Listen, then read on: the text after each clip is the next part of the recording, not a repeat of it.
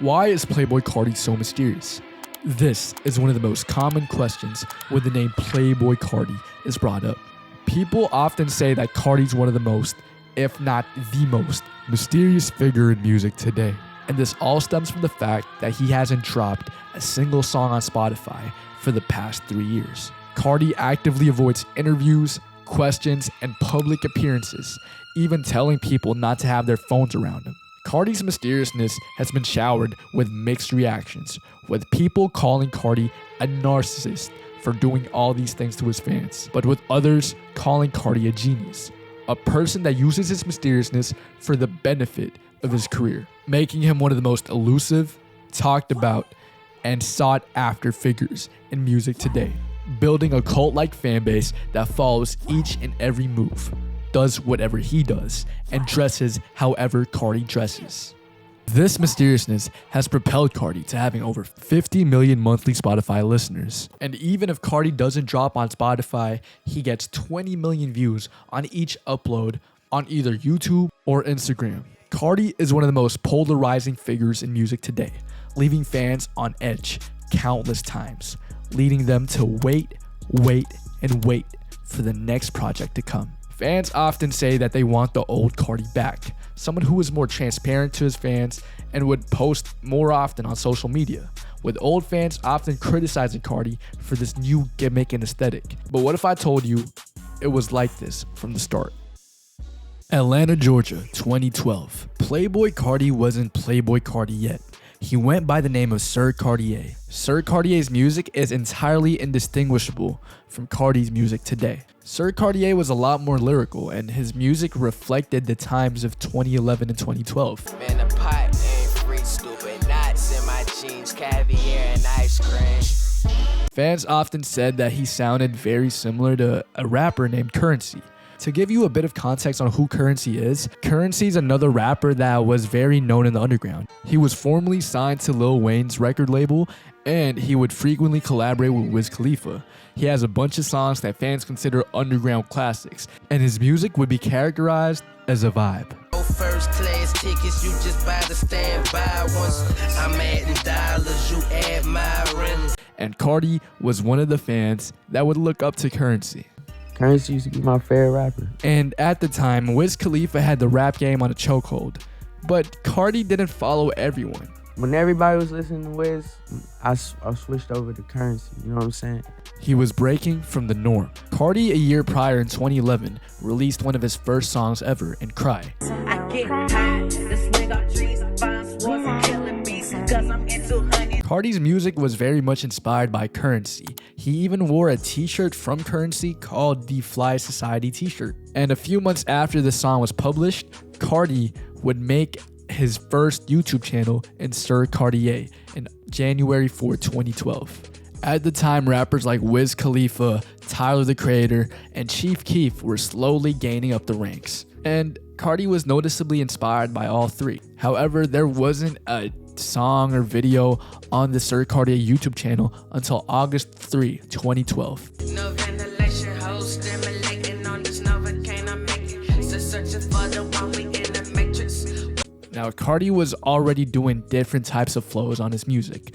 It was fairly different from the flow that he had on Cry, and the song after that would also be very much different from this one.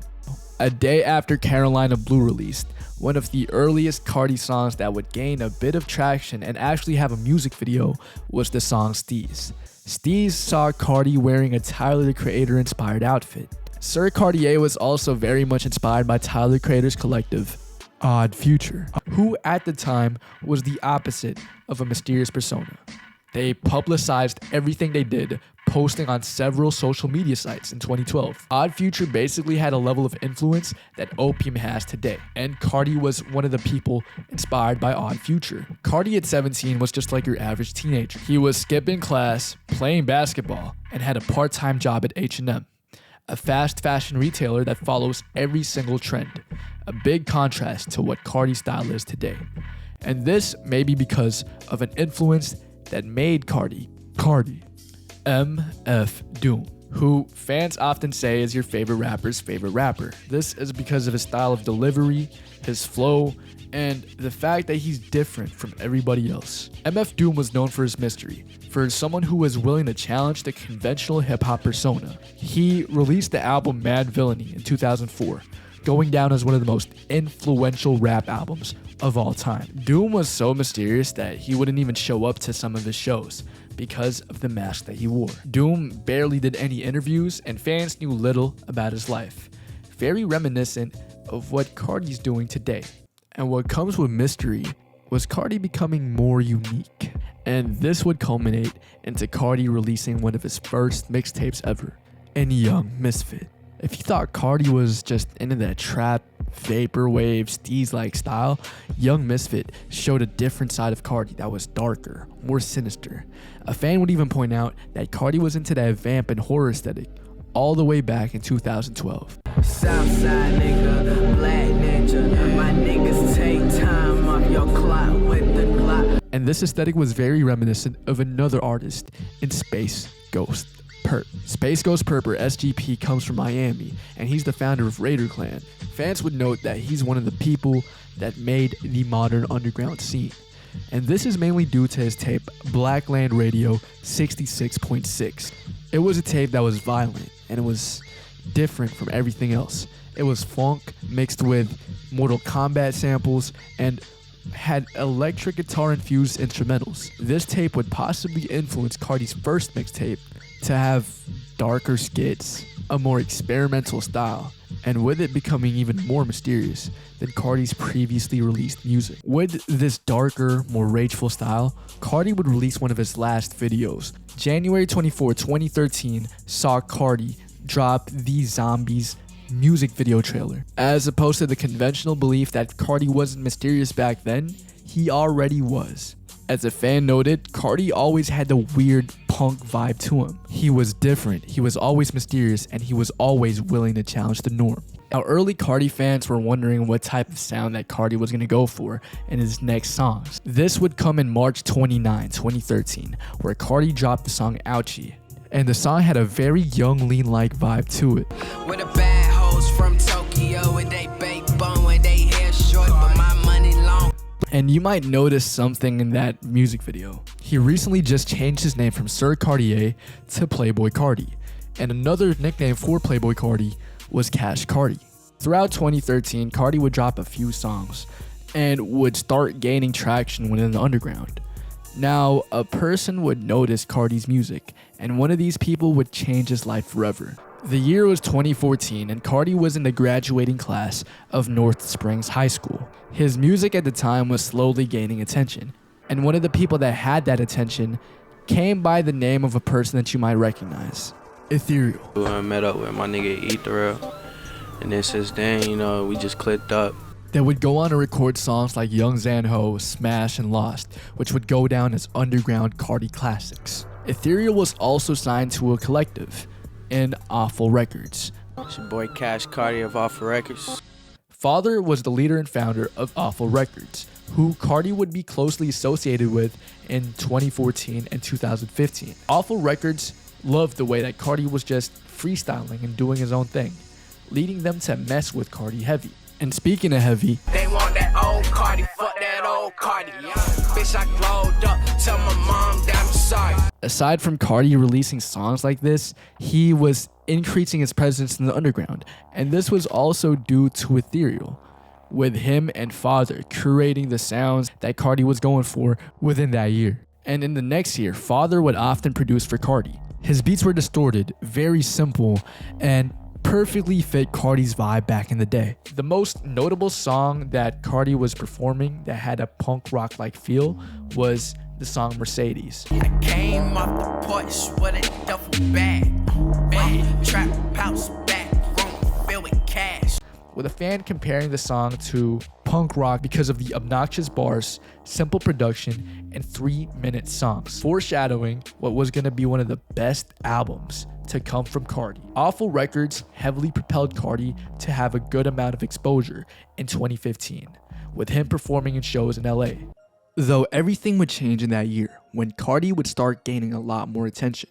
He was consistently working with different artists and producers, such as Mexico Dro, who he made the song Broke Boy with. He also made songs with Key and Man Savage, who he would shout out in Punk Monk. He also made the song Ghost with Key, which incorporated that violent element that was seen in Carti's earlier music. He was also making Plug and B music, making the song Plug with Rich the Kid and Kodak Black. Unfortunately though, as Carti was gaining more attention, he would distance himself from Awful, going towards something bigger, which was located in New York, since his music was gaining the attention of A$AP Bari.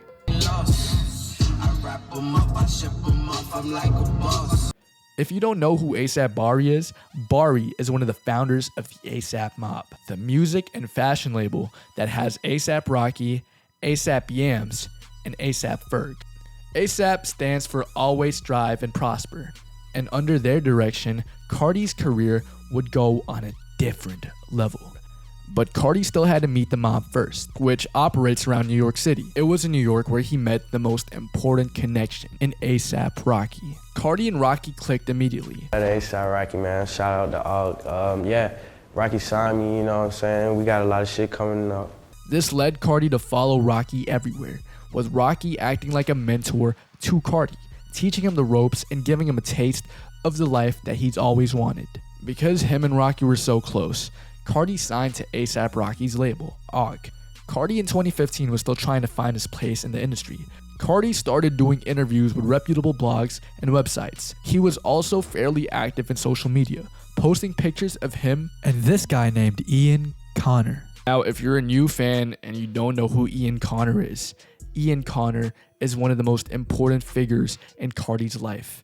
Ian Connor was Carti's best friend and manager. No, I met Ian in Atlanta around like 2011. We was fucking with the same bitch. Long story short. Ian was like Carti's twin. They were inseparable. They were two peas in a pod. Carti even said that the only person that can bring Carti down was Ian. Carti's early style and music direction was mostly curated by both Ian and the A$AP Mob.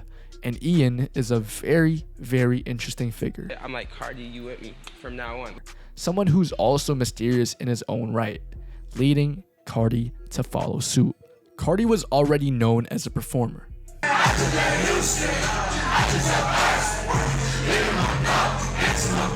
Carti was slowly starting to get rep in the industry. The name Playboi Carti started gaining notoriety. Fans were intrigued by this new sound that he was going with. And he was even gaining attention in Europe, with Carti doing shows in Brussels, Belgium, appealing to a European audience. With that, Carti started associating himself with different talents, like the Korean rapper Keith Ape, being in an interview freestyling.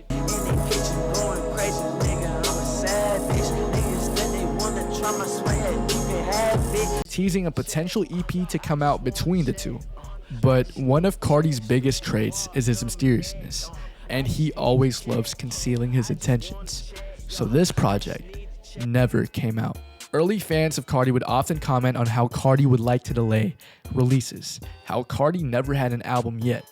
He did an interview with a rap page Hot New Hip Hop, saying he's going to release Ask Carti the mixtape, you know, man. Shit's gonna be crazy. However, early Carti fans also felt the same struggle, asking where the tape was. He teased having collaborations alongside Frank Ocean, another person that's also notorious for not dropping at all. Carti did not respond to any of his fans' requests. All we really got were singles, songs on SoundCloud, but no official Cash Carti project. Instead, a video of him and Ian Connor surfaced in December 2015, with fans calling it Playboi Carti the documentary. Ian recorded his experiences with Carti, having an iconic video that his future label member Destroy Lonely would copy. Some niggas can say I changed on them Because I thought they was on the same shit I was doing. but they not. Ian saw something in Carti that a lot of people also saw: unlimited potential. Following the next year, in 2016, fans often call this year the golden age of SoundCloud, having rappers like 21 Savage, Lil Uzi Vert, Lil Yachty flourishing. This would see the mumble rap genre take hold of the rap game. Carti had several connections within this genre, most notably Lil Uzi Vert, where they had a song that leaked a month prior called Love right, bitch. Love right, bitch. If a hoe can't get right, she get love right, bitch. This started a relationship that would change hip-hop forever. Now, people often just saw Uzi as the frontrunner behind everything. The song Leaking became very popular within the underground, with Uzi and Carti even planning the Left Right Tour, spanning 9 shows throughout the United States. And you just had to be there.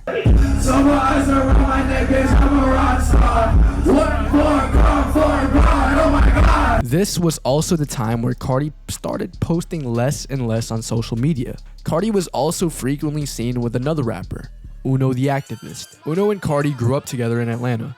Uno even made an appearance in one of Carti's earliest music videos ever. The two would pair up together, releasing an underground classic.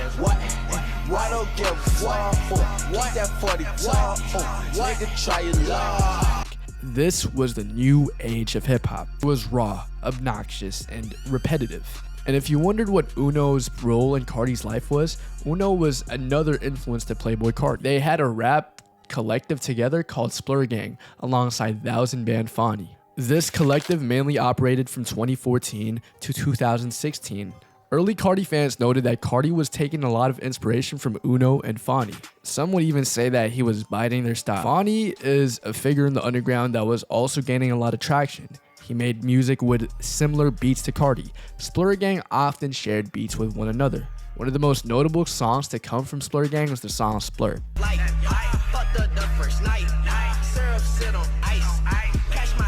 And fans thought Carti was going to go far with this trio, and that he was going to constantly make music with the three. Unfortunately, that wasn't the case. Carti distanced himself from Fani and Uno, eventually aligning a lot closer with the ASAP mob. However, fans in the mainstream didn't know what Uno and Fani were, and saw Carti mainly as an ASAP artist.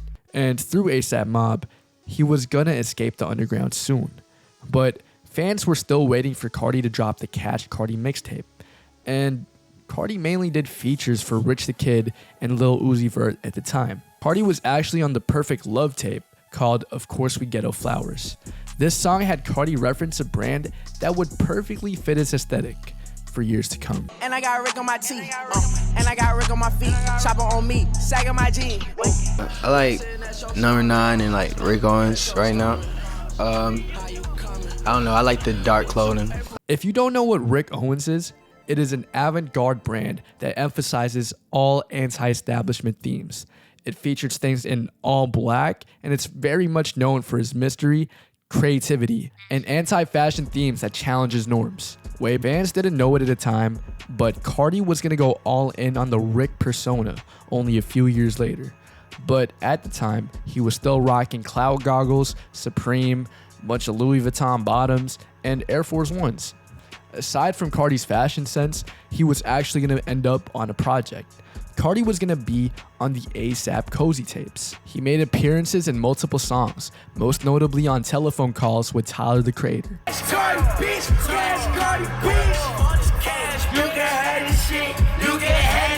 Fans on Twitter theorized that Carti might become an official ASAP member, but nothing was confirmed yet.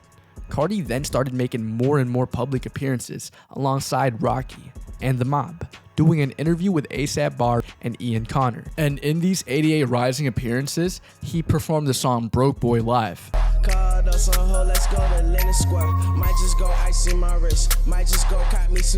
There was also a tweet that came out that changed everything, with Carti thanking Kanye in September 8.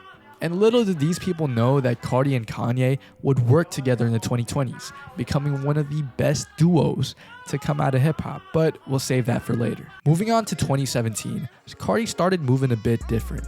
His dreads got a bit longer, and he started getting way more monthly Spotify listeners.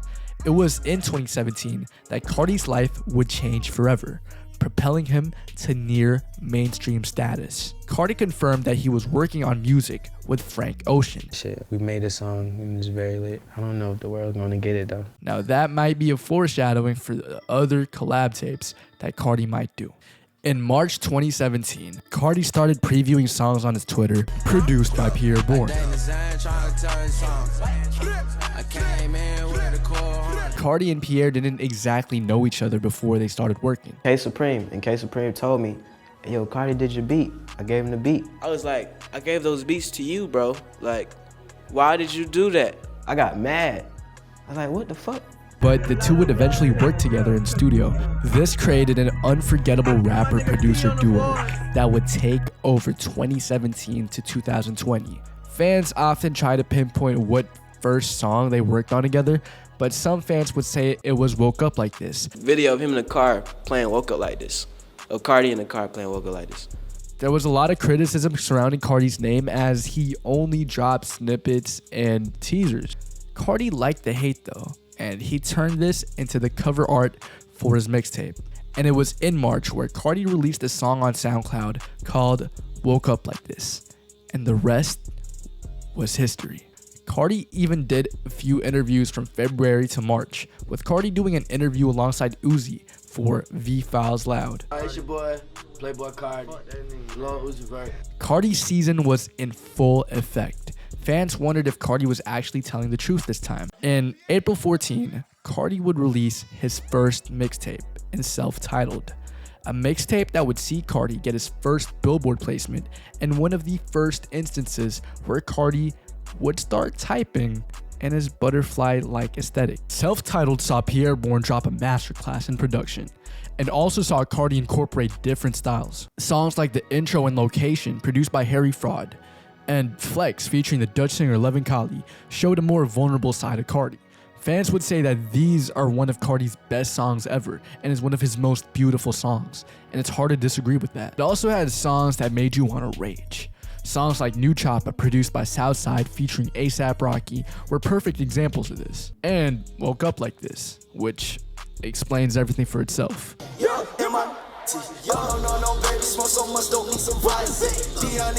The most popular song on Self-Titled was the song Magnolia. The song had superstar status, with it becoming the song of the summer, with everyone milli rocking to the song. Self-Titled is what many fans consider a classic, and was the project that got Carti to the mainstream. Fans thought that they had Carti figured out. He had this trap-like flow that fans would accustom him to. But if you look vividly into the imagery behind Self-Titled, it contains a bunch of punk rock references. Carti was slowly breaking into the mainstream. Self-Titled was a hit, Magnolia was a hit, and he was gaining more and more monthly Spotify listeners, getting more than 1 million during that time. This led him to become one of the people chosen for the 2017 XXL Freshman class. He ended up being the most successful member in that class alongside X. Hey, I just got a new hoe, that's my favorite bitch. Hey, I just got a new watch, diamonds on my wrist. Hey. Although many didn't like his freestyle. They said it was lazy, they said it was mumbly, and it was destroying hip-hop. But one of the commenters on that post was Charlie Styles, and he predicted Carti's future success, saying he was going to be one of the most successful ones to graduate from the class. Carti's stock was rising, and this was shown in him performing Magnolia in the Jimmy Kimmel Show in Los Angeles. Call it dirty laundry, all these girls want your Carti, yeah. Afterwards, Carti committed to the Playboi Carti Tour. And if you notice the merchandise from that tour, it contains a lot of punk-like imagery. But at the time, Carti wasn't really the most mysterious figure. He was doing reaction videos to the Chinese rap group Higher Brothers for 88 Rising. But on September 2017, Carti put the cloak of mystery back on. On the 30th of September, Carti posted a tweet, Uzi Carti tape loading. 1629 was going to come out. He'd also go on Snapchat, posting a picture of Dave Vanyan and Captain Sensible of The Damned, a punk rock group that operated in the late 70s and early 80s, announcing the 1629 mixtape, rumored to be mostly produced by Pierre Bourne. Now, the 1629 rollout was going to be a rollout that would never see the album come. On a good note though, Carti was posted with Forbes, telling people who his music is for. It's for the hustlers, it's for the girls, it's for the thugs, it's for the nerds, it's for everybody. You know what I'm saying? For now, Carti was slowly becoming established in the music industry, but unlike people like Lil Pump, Smoke Perp, and X, he wasn't a very frequent user of social media. He would post on Snapchat from time to time, post on Instagram stories from time to time, but he posted a lot less than his counterparts. Fans knew that Carti was slowly approaching the mainstream, and that all it took was one more project and debut album perhaps to get Carti to that level. The year was 2018. Fans demanded that Carti release The album were multiple snippets surrounding Carti at the time period, possibly alluding to them being on the project. And one of these snippets would be called Shooter. The demo to Shooter would be released featuring an instrumental produced by Molly Raw. Racking, all hundreds I'm packing. My life it is like a movie minus all the acting. And in May 2018, Carti's song started leaking. One of these leaks was Arm and Leg, and it featured a very new futuristic sound to Carti's music. Carti released another song officially on SoundCloud with Travis Scott and Love Hurts on the 2nd of May.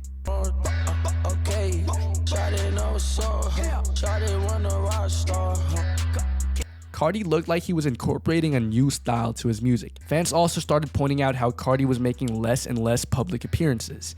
Carti hadn't done an interview in a long minute, and there was a cloud of mystery surrounding Carti. Fans were confused on what Carti was going to do next, and we would finally get a definitive answer in May 11, 2018, with Carti tweeting out Carti album at 12, seemingly out of nowhere, releasing what some fans would go on to say is the greatest trap album of all time. And in my opinion, it is. This is Carti's debut album, which would go down in history as a debut album to remember. Dilate, man.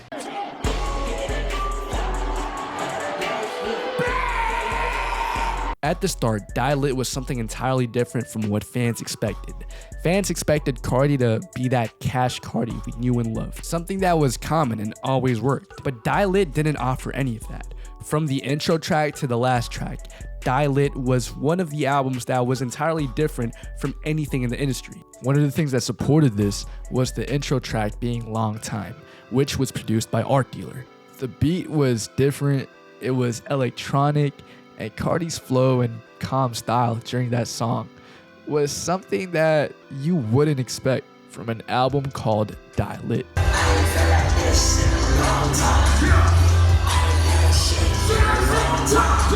The album's cover art featured him doing a front flip in a mosh pit. This was reminiscent of the early punk shows that littered the late 70s and early 80s. The theme of the entire project was going to be punk-like, with Carti bringing out furious energy throughout the entire album. And fans noticed this, being visibly confused on the first 3 songs of the album, with all of its beats taking a large detour to what fans were used to. It seemed like Carti was leaning into a more rockstar persona, and this was evident in the song R.I.P.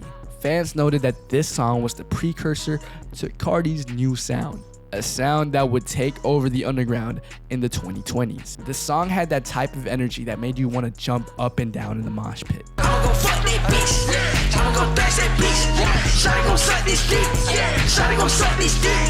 Its music video also featured Carti going crazy in a mosh pit, but all the colors here were monochrome and it was just in black and white. This was because the cover art and the music videos for Dilate was made by Nick Walker, and he's usually using monochrome colors in his music videos and films. Now, the cover art for Dilate was founded by Shane Gonzalez of an early punk rock show.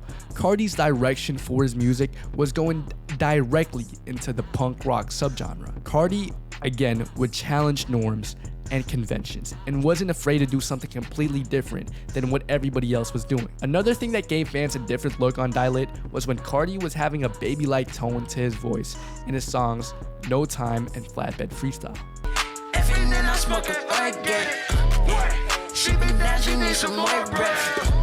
Carti was unpredictable, never letting people know his next move.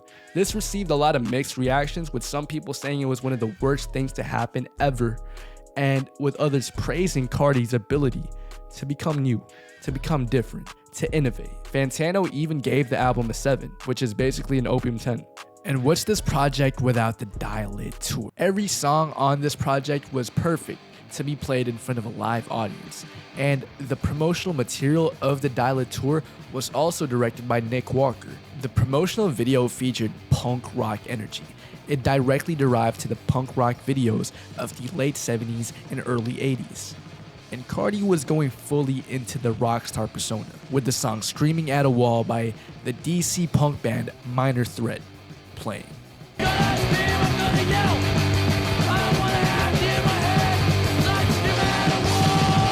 And during this time, Carti did a bunch of press interviews, with the most notable one being in Big Boy TV show, where Carti was very nonchalant and chill, But Carti was asked the question on if he knew who MC Scratch was. As far as like in the game and everything like that.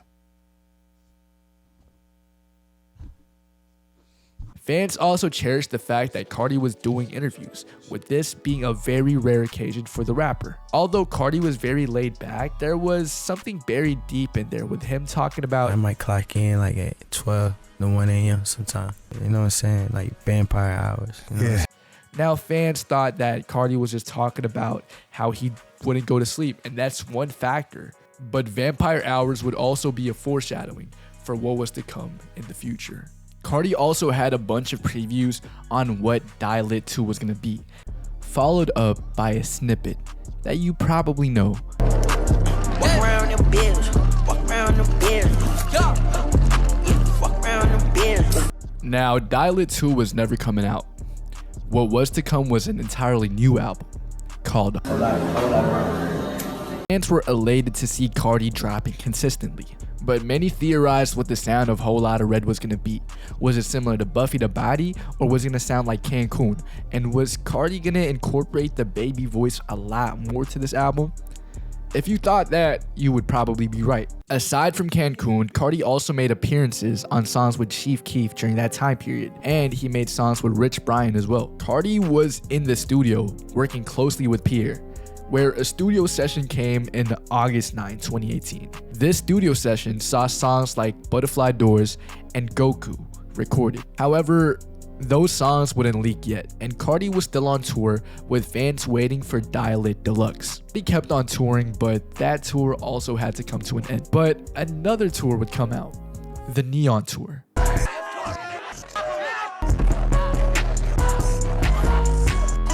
Carti was slowly gaining the image of a punk rock star, with media sites often referring to Carti's shows as punk-esque. The Neon Tour featured a neon-like aesthetic to Carti, and the shows spanned from Seattle to Houston. The Neon Tour also had Carti's best merch at that time, featuring a lot of anti-establishment imagery, which would gain a lot of controversy at that time period. It strayed away from the supreme, hypebeast-like style that Carti had a year prior. Carti was fully immersing himself into this punk rock-like persona, but he didn't fully alienate the Cash Carti fans just yet. Whole Lotta Red, though, was not going to be your conventional trap album. This next album was going to challenge and change everything you thought about music. And in the end of 2018, the next album was being curated carefully, with the productions from Pierre Bourne leading the album. Ian Connor would also come back into the equation, saying that Whole Lotta Red was going to be the best album of 2019, or mixtape. Pierre also supported this notion by saying Whole Lotta and Red. Carti also started surprising fans, dropping subliminal hints, being at one of his most mysterious states. He hasn't posted in a long time, and what Carti did in January 2019 was he dyed his hair blonde, with that also influencing the next generation of rappers, only in 2024. It was also in January where Carti would model for Off-White's Fall-Winter 2019 set called Public Television. At the time, the creative director of Off-White was Virgil Abloh, another revolutionary designer that rappers often look up to. Now, Virgil plays an important role in Whole Lotta Red. Carti stated that he was the creative director for the album, but there was no news of new music coming out for Whole Lotta Red yet. But there was also something that would leak.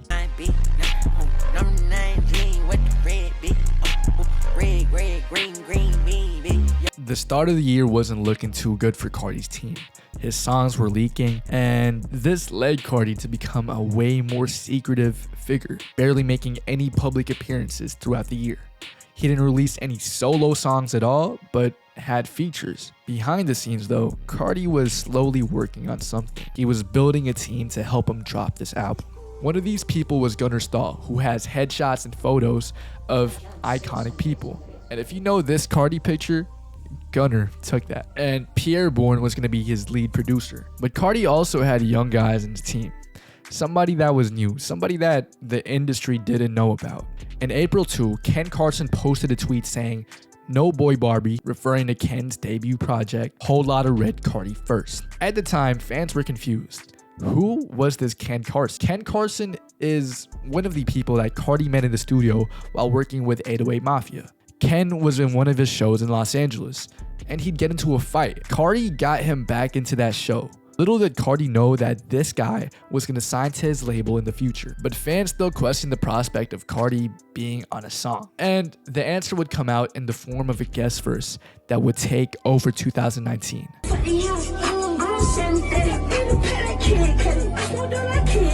Fans started remastering the song's preview, getting the song renamed to Kid Cudi. This song was produced by Pierre Bourne, sampling Mahiamane's 1980 song, That's What Got It. Carti was going all in on the baby voice, receiving a lot of mixed reactions. Cash Carti fans would clown this aesthetic, but newer fans was more receptive to it. This song was supposedly coming out on Young Nudy's album Slimeer, but unfortunately, that song wasn't on the album. That didn't stop Carti from performing it live though. In the 21st of April, 2019, Carti would perform the song Kid Cudi in front of a live audience for the first time in Coachella. This song became so popular that it would go #1 on Spotify's viral top 50. Though Carti never meant to officially release this track, someone else dropped it for him, which would become a gigantic issue later down the line. Carti also performed this for the second time in Rolling Loud Miami, putting on a show where fans were already singing along to his music before the songs were even released. Carti was in the peak of his popularity without him even releasing a single song. It was evident that the mysterious persona was working. People loved the baby voice. This all culminated into Carti dropping a song with one of his idols, Tyler the Creator, in the song Earthquake. This verse immediately gained attention as Carti gave one of his best baby voice performances ever.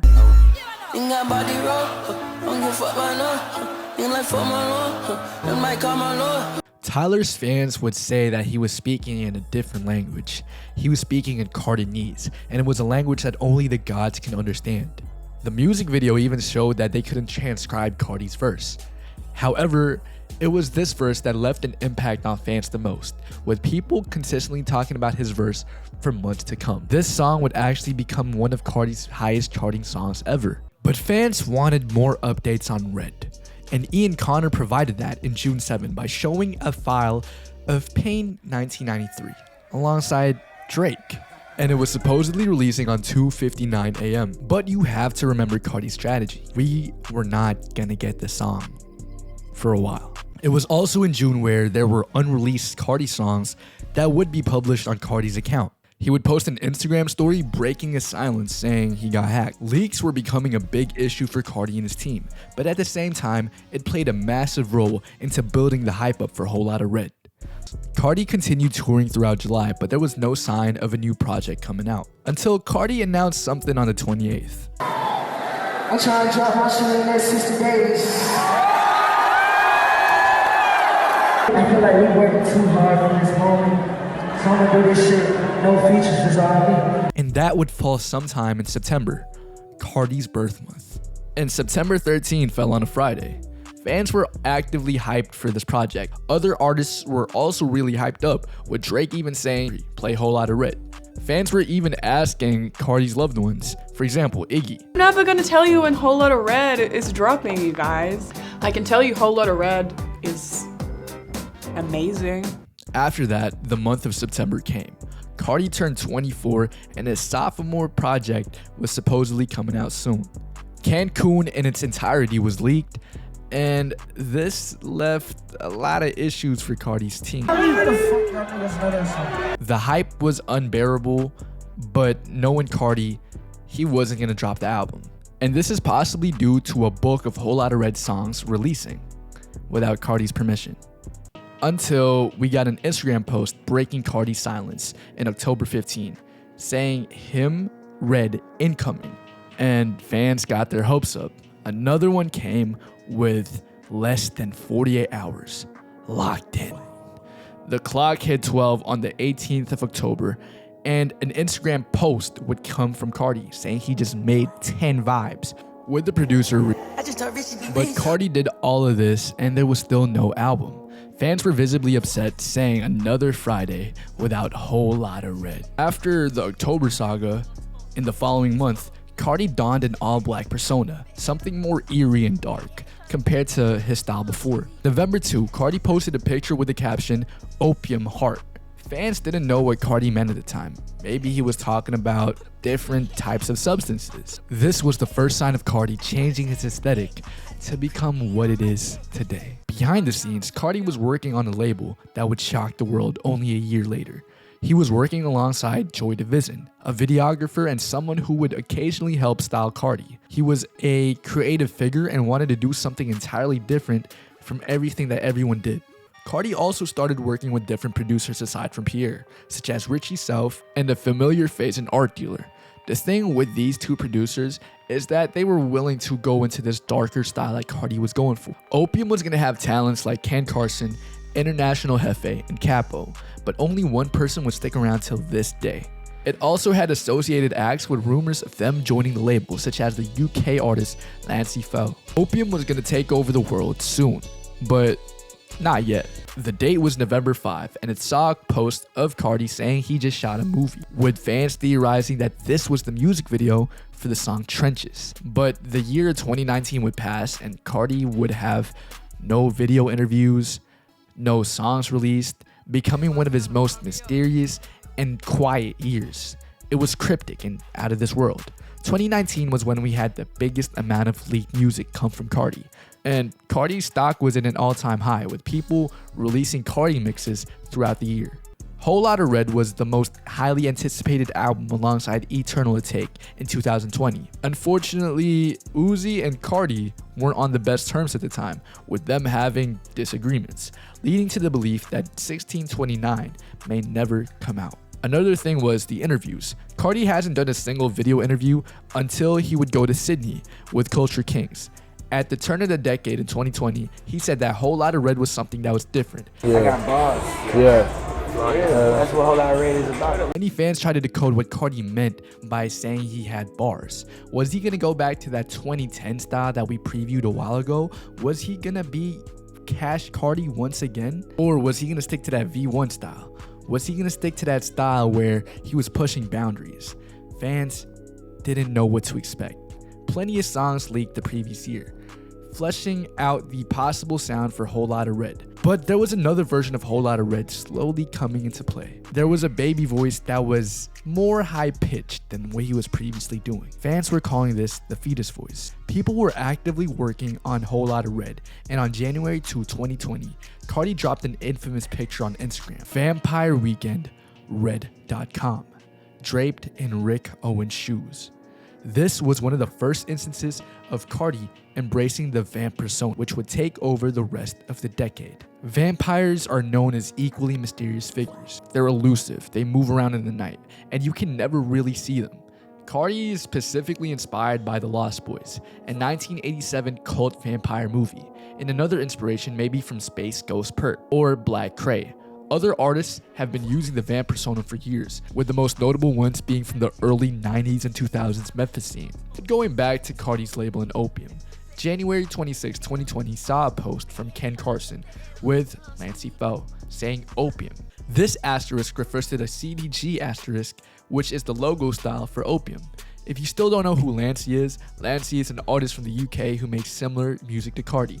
Some people even say that he's the UK Carti, which is a common misconception as he's been doing this way before Carti was up. Lancey was also rumored to join Opium, with him even previewing a song called Off the Lead, produced by Wake up, filthy. Carti didn't say anything publicly about the people around him and his personal life. He was very private and just fixated himself on the album. He never posted, and no news came out from Carti himself. However, something did release, but not from Carti. March 2020, one of the most highly anticipated albums of all time, An Eternal Take dropped, and fans were looking for a Carti feature, but we didn't get that. And this is mainly because they had a bit of a conflict. In late 2019, Uzi would talk about how him and Carti went on different paths and how they had several disagreements. And a month after that, there would be a bunch of problems between Uzi and Carti in April, but we're not at that point yet. Carti at March addressed his fans by saying he never left and the album was coming soon. He would go on Instagram posting after a few months of inactivity with the caption, "You and meh. And if you look at one of his chains, this was the official Opium chain. Fans eagerly waited for the project in March, but nothing happened. One thing did happen though, and it was shocking. 2 weeks later, Carti set out a tweet with a post of a parental advisory cover, which fans theorized was the cover art for Whole Lotta Red, and another one on April 16th saying "No Sleep X." Fans thought this was the day. Carti was finally releasing Whole Lotta Red, and millions of people in their homes eagerly waited for the album. The clock was gonna hit 12, and Carti was supposed to drop Whole Lotta Red. And something did drop, but it wasn't an album. It was a song of At Meh. This song was met with a bunch of backlash, as the expectation was Carti was gonna go back to his Cash Carti style, becoming more lyrical in his approach with music, since he said he was gonna have bars on it. But the song was nothing like you expected. I cannot be by the beat, yeah. But we can go beat by the freaks, yeah. And this was one of the first songs officially to come out of the Whole Lotta Red V2 era, where Carti was fully fleshed out and using his baby voice. And in my opinion, Whole Lotta Red V2 was one of his best eras. The album was coming soon, and it was coming fast. Carti then tweeted out the word Monday, possibly alluding to the release of Whole Lotta Red on a Monday. And another person would copy this by also saying Monday. Uzi started taking shots at Carti, even directly copying Carti's At Meh cover, releasing the Just Meh picture. And on April 25, Uzi would come back with a song, and it maybe looked at as a shot to Carti, but Uzi would confirm that it wasn't a diss track. And the two eventually made up by fighting each other. And on the 26th, Carti said he loves Uzi, and the relationship between 1629 was back. And Uzi also said he has Carti's back always, but there was still no sign of Whole Lotta Red. All we got was a fit pic on April 30 with Carti wearing a white jacket. But we got another sign. This was followed by something in May. A thing that Ian Connor was teasing last year would finally come out.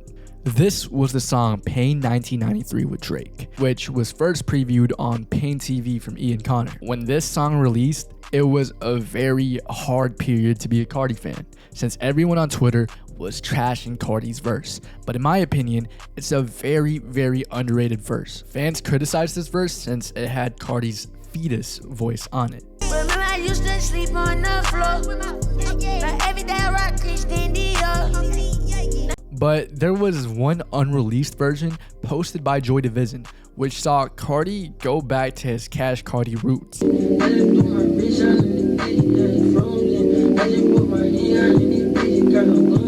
Fans wanted him to go back to that old Carti. They said that this verse was bad, but I beg to disagree. I would say that this is one of Carti's best eras.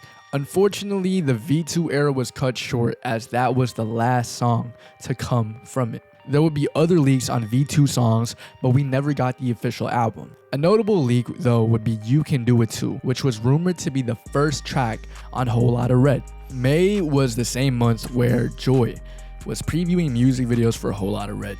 One of these was the most iconic music video with the Trying to Get Down snippet. Another one came in the form of the song Trenches, and it's just hard. This then brought us into the month of June. Whole Lotta Red didn't drop, but Carti's child did. Iggy Azalea confirmed that her pregnancy was finally over, and that Carti was going to be a father. His first son was born by the name of Onyx. It was also noted that the two recently broke up. Another thing also popped up in June, where Carti's associates under Opium made the song Cold Metal, with the Opium symbol being presented in the start of the music video, leading to further rumors if Carti was going to have these guys on Whole Lotta Red. In June, Ken released a series of tweets telling Carti to drop the album. Ken was supposed to drop Teen X, his next project, but that wasn't going to be available, as Ken tweeted out no more Teen X and said that we'll see Teen X, but not from Ken. There was still no news of Whole Lotta Red releasing on June, and fans were losing hope. And to fill the gap, other artists would copy Carti's baby voice, but some were just inspired by him. Carti's baby voice and Carti's style was inspiring a whole new generation. One of the most notable people that he inspired came by the name of Destroy Lone. Lone would drop a song called Vamp. Red boy nigga, I can't see the sunrise. Damn right, nigga, this shit took a long time. Hell yeah, European on my club. Now, this guy might be a perfect fit for Carti's new label. Now, speaking of Carti's label, Ken released Teen X despite saying he wouldn't be able to release it. Unfortunately, Carti wouldn't be on any songs on it. There would be one song on Teen X though that would make a large impact for a whole lot of Red, and you probably know what it is. This song was produced by two Eternal Atake producers in Out of Town and Starboy, the Dutch duo, and featured an instrumental that was different from everything, and this would come in the form of Yale. I keep your hoe upstairs. When she wanna fuck, I just tell her ring the bell. Ken also plays a very important role in Whole Lotta Red, but we'll get to that point later. This then brings us to Joy Division, debuting his XTC clothing line featuring a skater by the name of Burberry Air, another guy that would be very important in Carti's life later in the video. Everything was falling into place, but where was Carti? September 13, 2020, Carti just turned 25, and he debuted a new hair color, red. It was coming, and it was coming soon. 2 months after Carti's birthday, November, the official album rollout finally came when Carti broke his silence once again in November 23, going on Instagram, posting the infamous album Turned In. Now, Carti is so mysterious that this led fans to believe that this was bait. But what if I told you this was it? And on the same day, Carti went on Instagram Live. They thought I was gay. Beat. Maybe they put that size purple like lean. Of course, it was produced by Breakout Filthy. There were theories surrounding the song. Was it going to be a throwaway? Was it going to make the actual album? Was Carti posted again a day later saying, "Out of my body," whole tape. And another one with Kanye West. It was a song produced by Weezy, and Carti thanked A$AP Bari.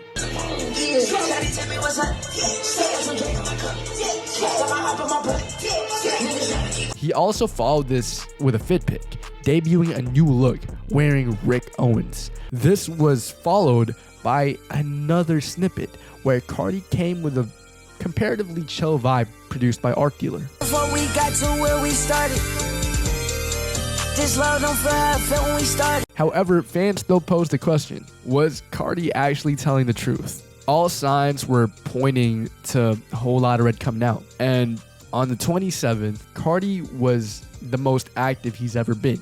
He even debuted a picture with him and his son, Onyx. And Carti was becoming less and less mysterious. But what if I told you he went back to being mysterious, saying, "Love me now, not when I'm gone." A very cryptic post. Carti also tweeted it at Pharrell Williams and Post Malone, teasing them to be potentially on Whole Lotta Red. After this, the 27th came, and Whole Lotta Red didn't drop yet. But what did drop was a single from Lil Yachty.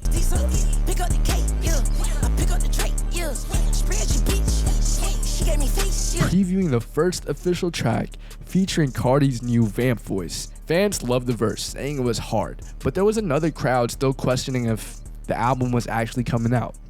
One of these people came by the name of Mario Judah. Mario Judah was also a big Carti fan who just happened to make music. He would go on Instagram demanding that Carti dropped Whole Lotta Red, or he was gonna drop it for him before December 6th. Do this, bro! Drop Whole Lotta Red! Now, fans thought that Mario Judah was just joking, but he wasn't. He would go on live, previewing music that sounded exactly like Carti's baby voice, and had beats similar to Pierre Bourne. He mixed, mastered, and produced these songs, but Carti's team wasn't very happy with this, which we'll cover more in detail later. For now, December came and there was a few tweets from Carti, with him saying hey, and that he has the most loyal fans ever, which is true, with us sticking with Carti since Die Lit, which came out almost 3 years ago. Carti, in another cryptic tweet, would say he has a gift for us. Now, fans questioned what type of gift that was. Was it a single, or was it the actual album? But the gift wouldn't come out that week. December 6th passed, and Carti didn't drop the album, leading to a mass amount of grief from fans. What did happen, though, was Mario Judah. Mario Judah pulled through with his promise, saying he was going to drop Whole Lotta Red for Carti. This came in the form of a single by the name of Biga.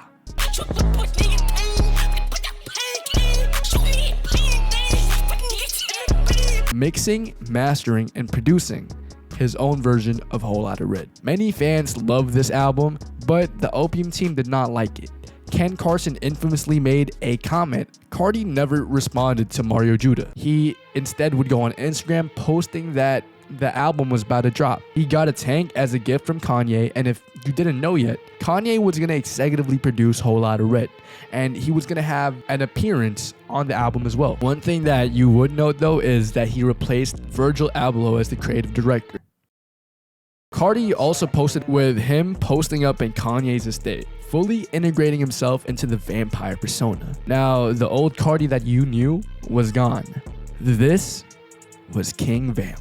Fans got ready as the 11th fell on a Friday. Carti was just on a feature. He posted multiple times. It was about to happen. Whole Lotta Red was gonna drop on December 11, 2020. But that wasn't the case. Whole Lotta Red was still a mystery yet to be solved. But one clue would come up though. This would come in the form of DJ Academics, a streamer and a Carti insider, who would confirm the possible release date of the project. Playboi Carti, Whole Lotta Red will be dropping on Christmas Day. What I also found out is I sacrificed an extra pinky toe. Kanye West is the executive producer, along with someone named Matthew Williams who work at Givenchy. Now, if you don't know who Matthew Williams is, he's the founder of 1017 Leaks 9 to 7. He was the creative director for Givenchy and would eventually take a creative direction position within the Opium label. He's also responsible for some of the outfits that Carti was wearing at the time. Afterwards, on December 14, there would be another post alongside Kid Cudi, with rumors that he might be a feature on Pissy Pamper, as many fans love to call that song Kid Cudi. 2 days later, Carti and Cudi flicked up together in a tank. The time was coming. Whole Lotta Red was coming out on Christmas Day. Once again, Carti was teasing something different, leaving these pictures open to interpretation. Afterwards, something would come up on the 20th, and it wasn't with Kid Cudi. It's a rapper that you know very well in Travis Scott, with him thanking him. The possible features on Whole Lotta Red was Travis Scott, Post Malone, Kid Cudi, Pharrell, and a confirmed one will be Kanye West. But what we don't know is if they were actually going to be on the album because of the project's mysterious nature. Now, we would get a sign of Carti potentially dropping the album on the 21st, with him saying, "Don't sleep." Now, if you think that this site is too familiar, it was.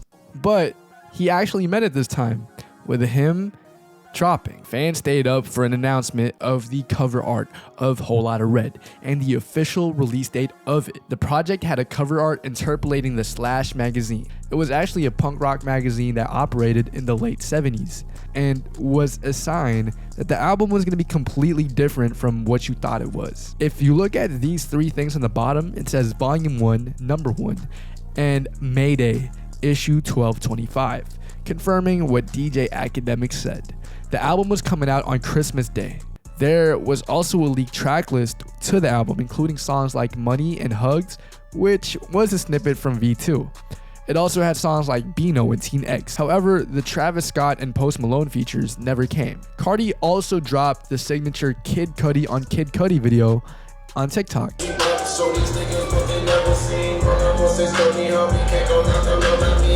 Everything was falling into place. Whole Lotta Red was coming soon. And the day that you've all been waiting on came. The clock hit 12 on Christmas Day on the East Coast, December 25, 2020. There were millions of Carti fans who had their gifts wrapped, food ready on the table. The family was playing Christmas songs, but you were playing an entirely different thing. You were waiting on your phone to see if Whole Lotta Red was actually coming out. Scrolled up and down on Spotify and it was actually true. The first song on this project came by the name of Rockstar Made, and you did not know what to expect. The first thing you would hear is a chirp. Afterwards, you would hear, in my opinion, the greatest album of all time.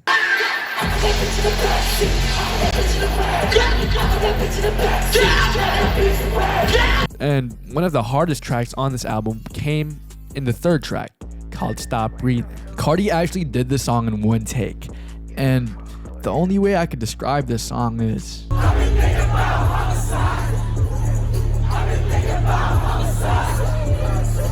The first few tracks were different from anything else that Carti's ever made, and fans didn't like this new direction. Just so horrible. 2 minutes after Whole Lotta Red dropped, fans were already calling the album mid and trash, with the hashtag Whole Lotta Mid trending throughout Twitter. People were clowning on the project because of how different it was. People expected that Pissy Pamper, Goku, and Cancun were going to be on the project, but what Whole Lotta Red was something entirely different. December 25, 2020 would be a date that would go down in infamy. It was a day where Carti fans would relentlessly defend the album from day to night. Fans would make the argument that Die Lit was being clowned when it first dropped because it was different. But people listened to Die Lit more and more and would eventually love the album. And the same thing would be applied for Whole Lotta Red. The more you listen to Whole Lotta Red, the better it gets. This is called the Carti effect. And as Whole Lotta Red dropped, Carti would then go on Instagram Live the same day, playing Stop Breathing on the background. Carti was having fun until the comments started rolling saying whole lot of trash. Carti would abruptly end the live. Now, the album also had fans wondering where Pierre Bourne was, and Pierre made appearances on 2 songs, Place and I Love You, I Hate You. Carti also references Pierre in the song Punk Monk. I thought I had P.E.L., but the label trick. They tried to turn me into a white boy, but I'm not Lil D. And if you think Whole Lotta Red's just filled with rage music, it would actually have one of the most sensual, most emotional, most gut-wrenching songs in Control, produced by Art Dealer and the Dutch duo. It even samples DJ Academics as its intro. And as Academics says it,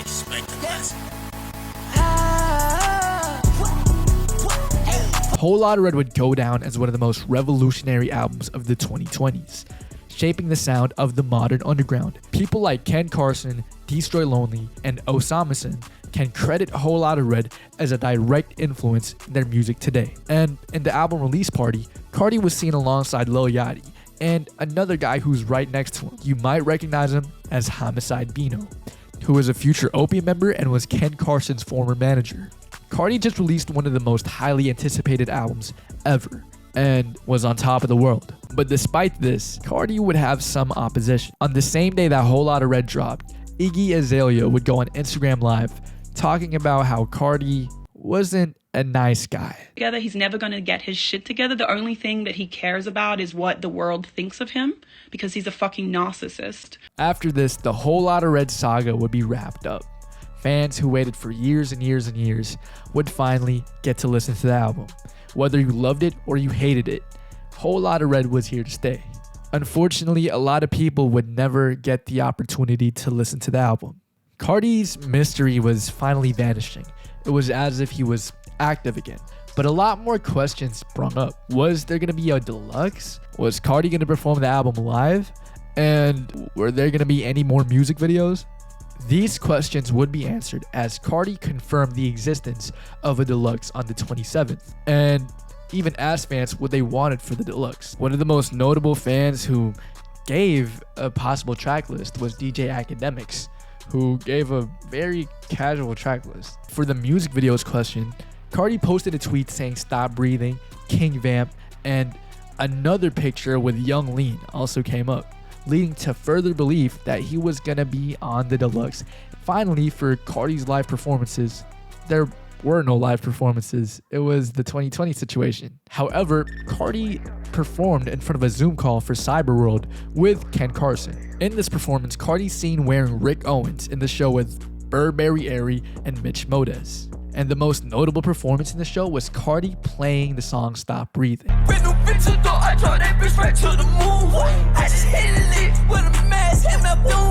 It was a new year, it was a new sound, and it was a new Carti. January 1st hit, and we finally got the results for Whole Lotta Red.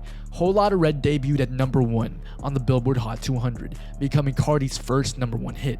People were becoming more receptive to the album, with people loving the songs Slayer and Sky. Carti was becoming more and more active, and he even signed people to the Opium label. One of the most notable signees was Destroy Lonely, who he would call right after Whole Lotta Red dropped. Right after Red dropped, I met bro.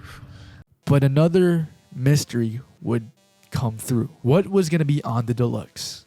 What was the deluxe going to sound like? And is the deluxe even real? This would mark a 3-year-long wait ever since Whole Lotta Red dropped for the next project, and would see Carti go into one of his most mysterious eras ever. This was followed up by Opium members releasing music. Ken Carson would release Teen X Relapsed after Teen X, and it would feature the sounds of Starboy and Out of Town once again. Also, Carti's new artist Destroy Lonely was gearing up to release his debut album in No Stylist. People on TikTok would start incorporating the Opium aesthetic to their videos and would often make videos to Sky and other tracks on Whole Lotta Red. But if you thought that the Deluxe would have no chance of coming out, Carti came back on Instagram on the 10th of March saying, "Let's drop this new album. We not done." He even followed this up with another post the day after. In this post, Carti says, "I want to bleach more white to my hair.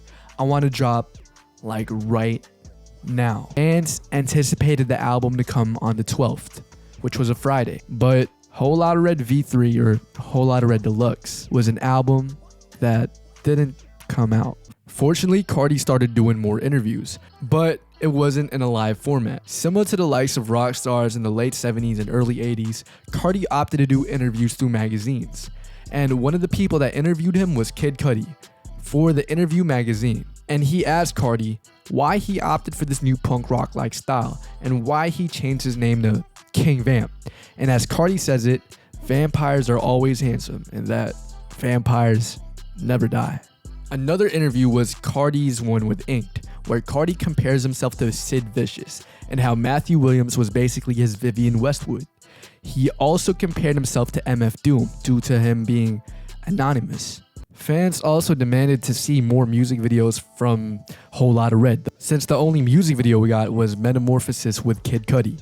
Fortunately, a music video would come out in the form of the Sky music video, which at the time was one of the most popular tracks on Whole Lotta Red. The music video featured Carti and Opium in an all-green store, in reference to Green Day's Jesus of Suburbia. Also, every Opium member was in there, such as Mitch Moses, Joy Division, Destroy Lonely, but Ken Carson wasn't there. His merch was there, and fans were hyped to see if Carti was actually going to go through with the Deluxe.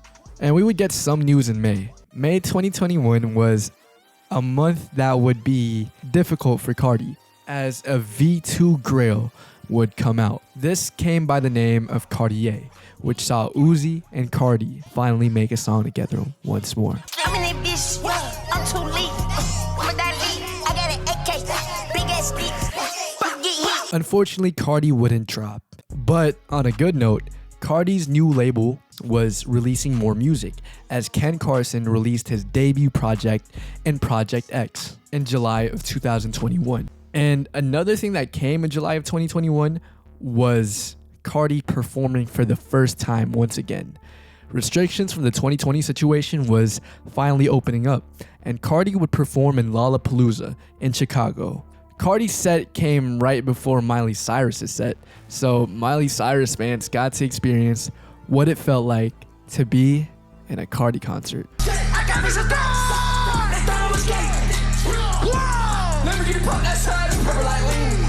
Some fans went out pretty injured, and it just goes to show how Whole Lotta Red is an album that is meant to be played live. People started loosening up to Whole Lotta Red, with contemporary hip-hop fans liking the album. But the underlying question was, where was the Deluxe? On August 22, 2021, for the first time since March, Carti would post the infamous Narcissist 9/13/21, layered in Balenciaga and Rick Owens.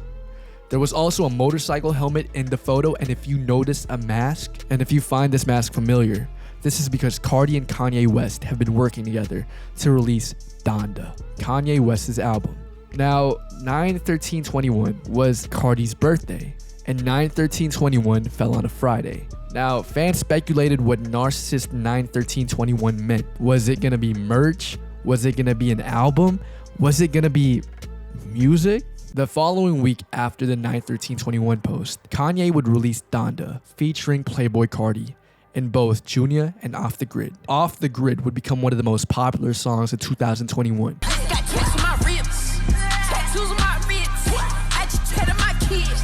After Off the Grid, fans wondered if Carti was going to drop Narcissist, and we were left with a few more possibilities. Was it going to be an album, or was it going to be merch, or could it be a tour, or could it be all of the above? If you guessed that it was a tour first, you'd be right. Carti announced the Narcissist Tour. The first show was set to be in Nashville, Tennessee, and the last show was going to be in Atlanta, Georgia.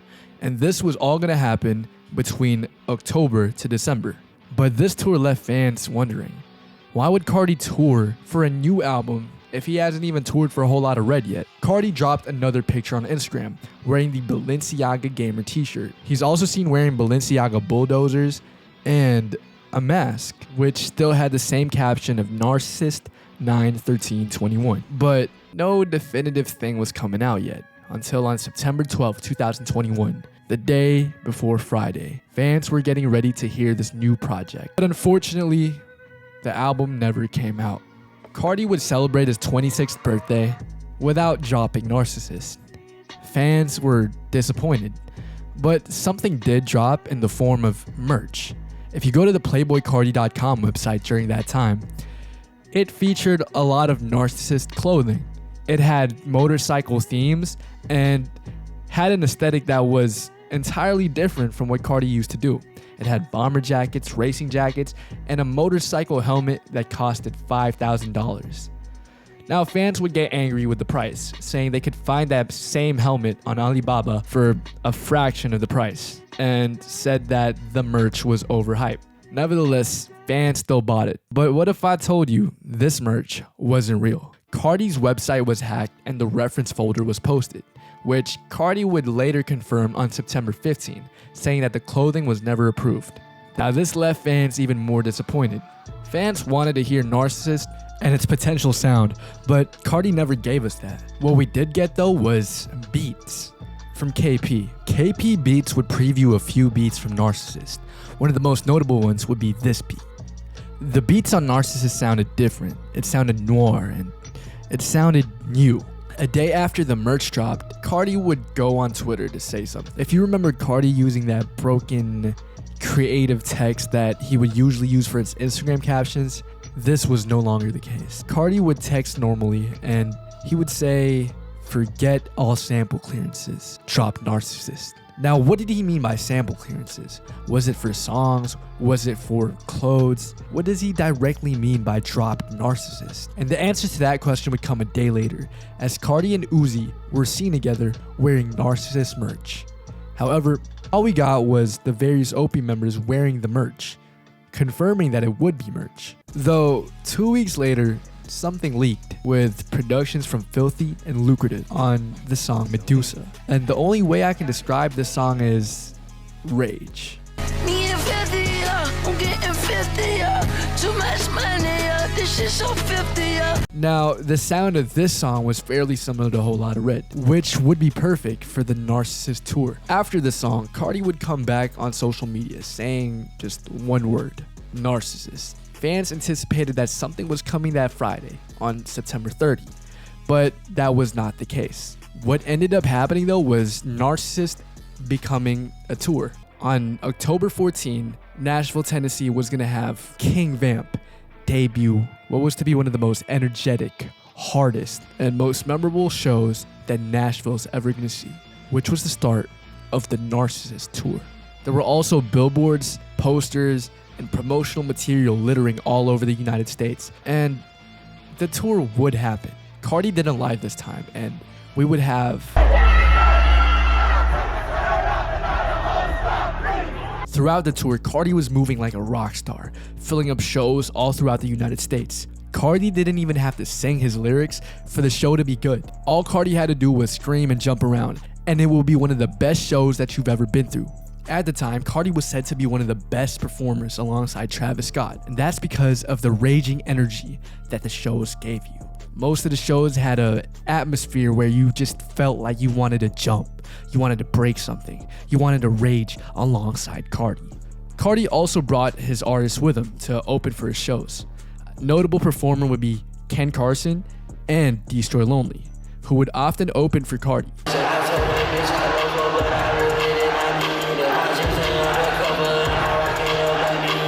He also had Rico nasty with him on the shows. However, fans didn't react to this very well and often insulted her, saying that they wanted Carti instead. And this left Rico in a bad mental state. On a good note though, Carti addressed this and would hug her and told his fans to respect her. Another thing that came in the Narcissist Tour was Carti collaborating with the guitarist OG of OG Volta, which added an electric guitar infused twist to Whole Lotta Red. Fans would be so receptive to this and loved it so much that they would often post covers of the electric guitar intros on YouTube, even gaining up to 2 million views on some of them. And it just felt like you were in a punk rock show with the guitar, the atmosphere, and Carti screaming his lungs out. The Narcissist Tour would later be renamed as the King Vamp Tour, and the King Vamp Tour would see Carti reunite with Lil Uzi and Rolling Loud. Carti did Shoot 'Em, leading to some rumors that Uzi was going to be on Narcissist, with some even saying that 1629 might make a comeback. This performance on Rolling Loud is also the second most popular video on their YouTube channel. The Narcissist Tour would go down as one of the best tours in 2021, according to most Carti fans. They would say that it's one of the most memorable experiences that they've ever gone through. Carti continued touring the United States, but the tour also had to come to an end, concluding in Carti's hometown in Atlanta, Georgia. If you didn't know yet, Carti has an alt account called Opium, where he posts concert clips, snippets, and updates. One of the last posts that came from this year featured him wearing clown makeup, which we'll go deeper later into this video. The hype in the Narcissist era was at an all-time high. It was comparable to that of Whole Lotta Red, and Carti's stock was rising. The former hate on Whole Lotta Red turned into everyone loving the album, calling it revolutionary. People started switching up, and TikTok started noticing Carti even more. This led to the Opium aesthetic becoming more popularized, with people wearing all black Balenciaga and Rick Owens outfits, with Carti, Destroy Lonely, and Ken Carson's music playing in the background. Carti was becoming a figure that was more popular than he ever was. Fast forward to February 2022. Donda 2, Kanye West's sequel to Donda, was about to come out. And rumors of Carti being there was at an all-time high. And he would be. Kanye would have a listening party, and Carti would perform off the grid, where he had that same clown makeup that was seen last Christmas. Carti's energy and aura at the show was different. However, there were some technical difficulties in the show where he wasn't really in sync. And in the show, he brought out Burberry Airy to match his energy, and it's simply beautiful.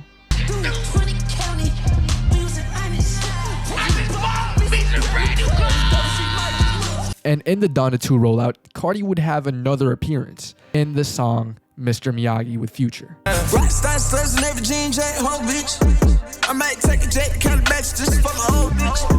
Carti would shock the world, debuting one of the first instances where he's ever used the deep voice. And on the same day, he dropped a bombshell of an Instagram post. It was him donning the same clown makeup with the caption, "My funeral gon' be lit." It also had Kanye West on the photos and two girls within the third photo wearing the same clown makeup that Carti was wearing. One of these girls is named Istia Gonzalez, a tattoo artist, and this clown makeup would take over the Halloween of 2022. Finally, the most valuable takeaway from this post was "Let's go on tour" on the text with Kanye West.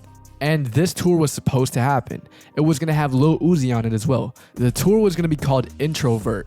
Uzi and Carti were going to link up again, which was found in Glimmers and Rolling Loud 2021.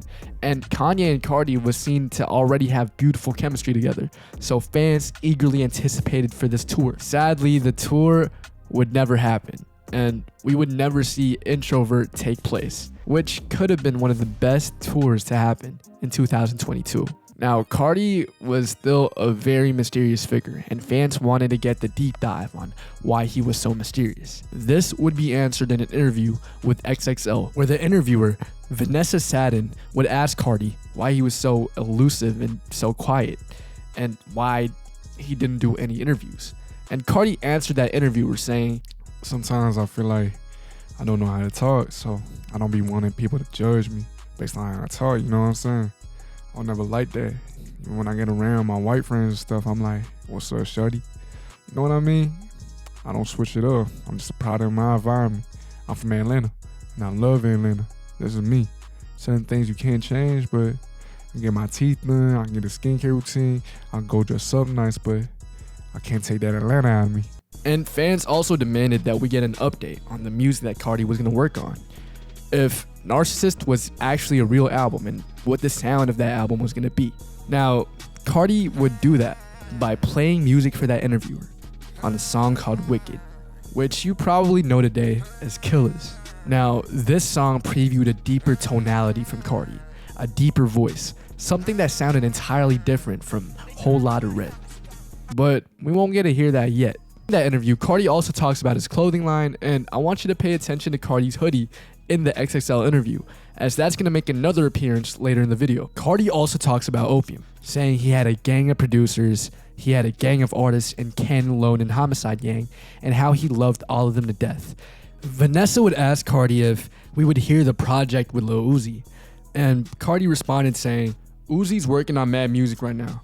I don't know if he's serious about a lot of things, but I hope one day we can change the world with that, for sure. Finally, Vanessa would ask Carti if he had a name for this project, and this would start the era that we're in today. Carti would say music, because that's all it really is at this point.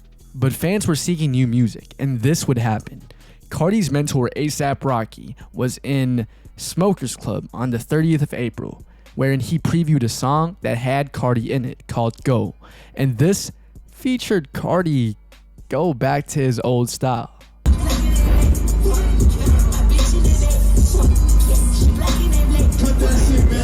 Fans speculated if this was going to be on A$AP's album, since A$AP hasn't dropped in quite some time, or was it going to be on music? Fans paraded around music, hyping it up. This was especially prevalent on TikTok, with creators like Full Boy propagating the Carti message. And Full Boy's from the UK. Carti's impact on Europe and other parts of the world would be prevalent, and he would make this known by performing in Wireless in July. In this performance, Carti had a bunch of bald people around him. One of those people came by the name of Black Hane, one of the newest additions to Opium. Now, Carti's European tours were wild. They would even say that his European shows were better than his North America shows.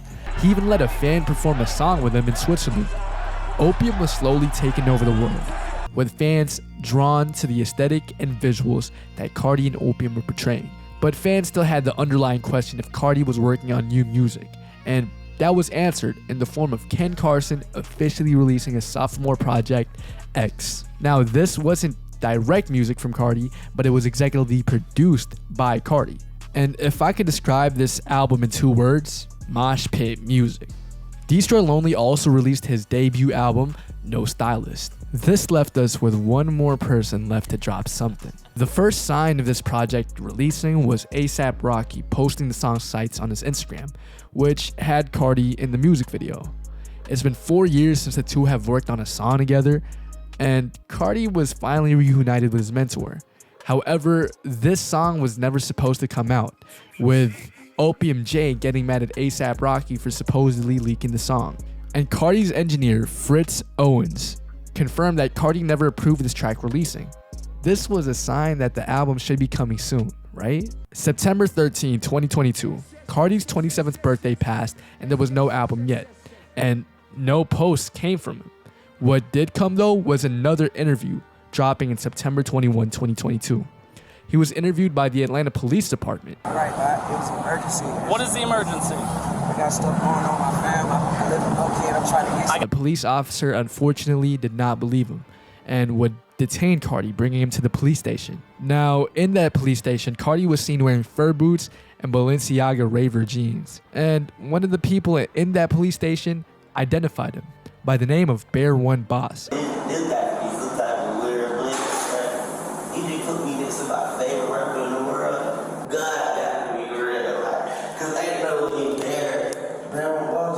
The police department didn't even know who Carti was. They identified him as Iggy Azalea's ex. But little did these police officers know that the guy that they just detained was one of the most sought after artists in the world. These officers couldn't keep Carti in jail though, as he'd get bailed out.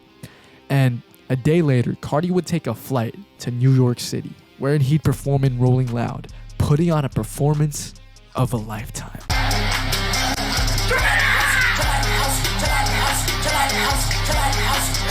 In that performance, Carti would also be very grateful, as he would say he loved Brandy.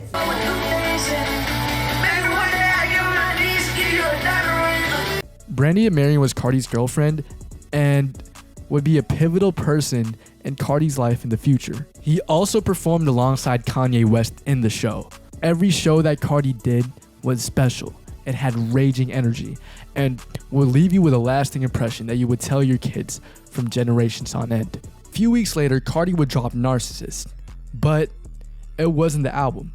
It was merch, and it had death metal elements to it. The Narcissist logo was themed in a death metal font, and these would be plastered in caps, hoodies, and t-shirts. And I have one of those t-shirts.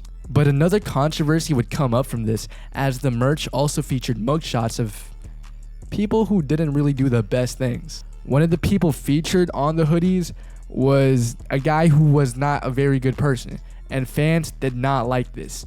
They asked Carti to take it down, and it was taken off the website.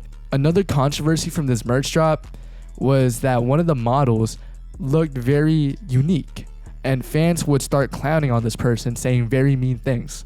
However, this person suffers from ectodermal dysplasia and is one of the first models with that condition to thrive and flourish. And as Ken Carson says it, don't be a judge, bro. Speaking of the models though, it had multiple people in it, including Yeezy Gap model Mercedes Maxwell and a notable Playboi Carti collaborator in Young Lean. It also had Filthy in it, but if you see the person right next to Filthy, you might recognize him in Blade. Now, Blade and Carti have a long history together, with Carti even liking Blade's pictures from the past. Now, Blade's collective Drain Gang and Carti's collective and Opium have a large overlap together. If you listen to Drain Gang, you probably listen to Opium. And if you listen to Opium, you probably listen to Drain Gang. They even have a common producer in Filthy. Now, a collaboration between the two have been linked together for quite some time, and this might be the final nail in the coffin. As the Narcissist merch dropped, there was one thing left to do: drop music. And fast forward to December 24, a day before Whole Lotta Red Day, something did come out. Carti dropped the only picture that you can see on his Instagram. It featured the model Betsy Johnson, who's modeled for Balenciaga, and it also sees her wearing Balenciaga track pants and Balenciaga glasses. It also had a parental advisory sign right below it. It was about to happen. Carti changed his profile picture to Betsy Johnson as well, so this might have been the cover for music. And Carti would go on his Twitter saying, "Hello Twitter, and love all my supporters. It's time. We're getting it. Music was coming soon." It was supposedly coming on December 30, on a Friday, but fans were very, very excited. This led to potentially music leaking on songs like YSL Cheetah, Riding, and Never Seen Stuff. And the only way I can describe these songs is they're hard. I just fucked on this little bitch, she for my tear. I just walked outside, YSL Cheetah. These songs were mostly produced by Filthy, and fans wondered if these songs were the ones that were going to be on Narcissist. And on December 29, Carti posted once again, taking a picture with a red iPhone. This was followed up by a bunch of music files. Unfortunately, there was no official music that came out that week. Those songs that you heard earlier were confirmed as Whole Lotta Red V2 throwaways, and that music wasn't officially dropping yet. Carti, once again, did a Whole Lotta Red for music, and didn't drop. Now, the year turned. It was 2023, and it was approaching 3 years since Whole Lotta Red came out. A wait longer than the wait between Die Lit and Whole Lotta Red. Trippie Redd then previewed a verse in January of 2023, featuring a person with a deep voice.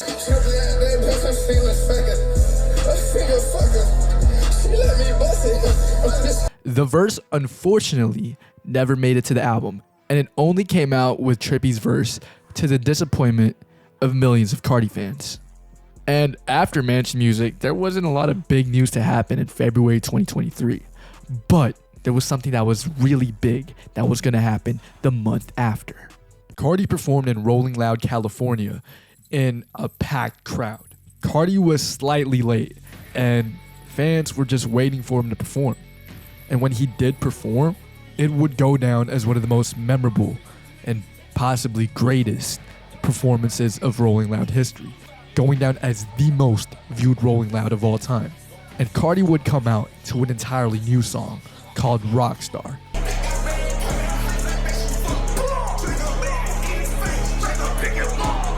Another highlight of the show was Carti performing Stop Breathing, and the performance just speaks for itself.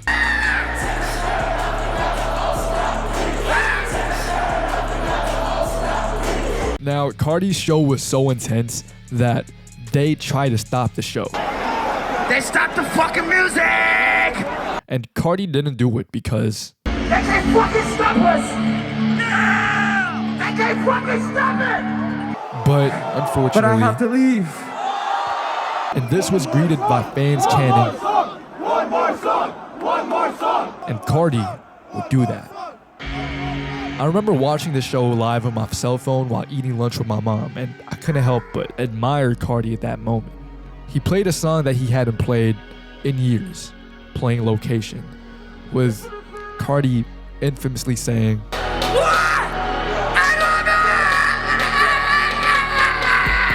The show would end in fireworks, signifying a poetic end to what was one of the best performances that I've ever seen. What was previewed was good, but we had no official release date yet.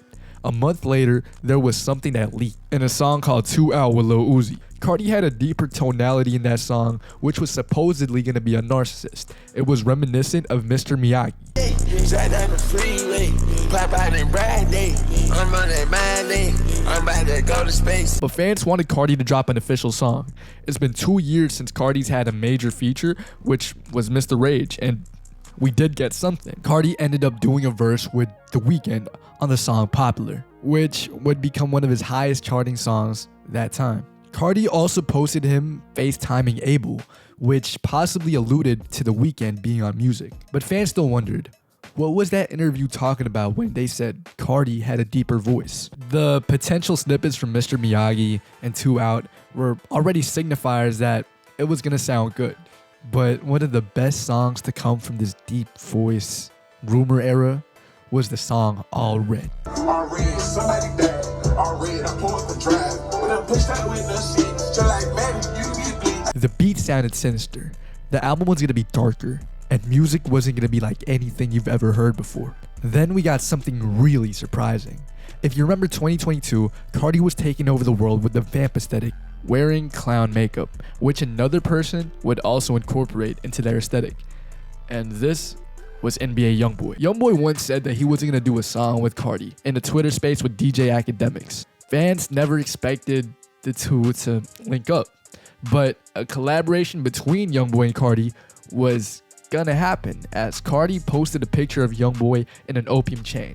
It was made because they were gonna have a collab album called 004K Trey. Other Opium members confirmed this, as Mitch Modes also posted a picture of him having Youngboy on a shirt. 004K Trey was also posted by Ken Carson. 004K Trey seemed to be a real album with songs already in the vault, but they've never surfaced. And fans wondered why Carti would do a song with Youngboy before any of his artists. But to the surprise of nobody, that album never came out, and Carti continued rolling out music. Carti was touring throughout the world, and one of the most major performances came in Wireless UK. Now, Carti ran a little late to the show again, and he still showed up. Now, Carti had the whole squad with him, with Black Kane leading the squad. The show started with Carti playing Long Time, remixed by OG's guitar instrumental. Then, there was an abrupt pause, with a person saying, followed up by, and the infamous question. Music. And the only way I can describe the show is pure, raw energy.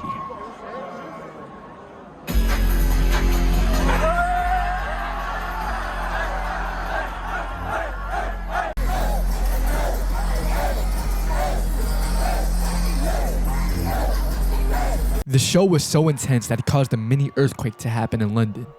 What happened in Wireless was possibly a glimpse into what music was going to sound like. Music was gonna sound insane, and it seemed like Filthy had a large part in music, just like in Whole Lotta Red. And when you thought that was it, Carti announced another thing the day after. In the Antagonist Tour, posted on the Opium account. The tour was going to have the entire Opium roster alongside Carti, and it was going to start in September, Carti's birth month, seemingly alluding to music coming out right before it. It was going to have shows from Denver, Colorado, all the way to Copenhagen, Denmark. You also might notice some women in these promotional materials, a woman that you might recognize today, but at the time, you probably didn't. This woman's name is Rose-Marie Johansson, or Sex is Death, one of the newest additions to Opium.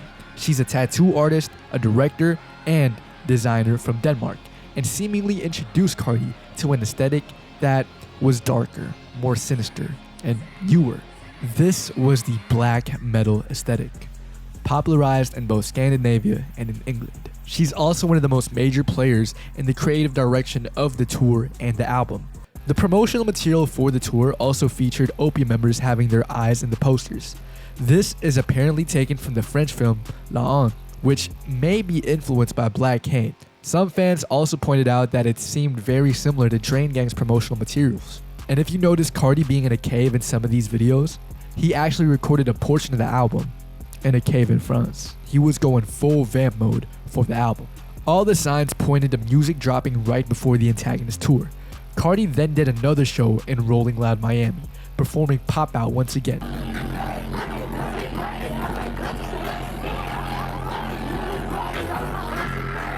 But this time he performed it to the Pissy Pamper intro. The show set was also themed around a gas station with a new Opium logo.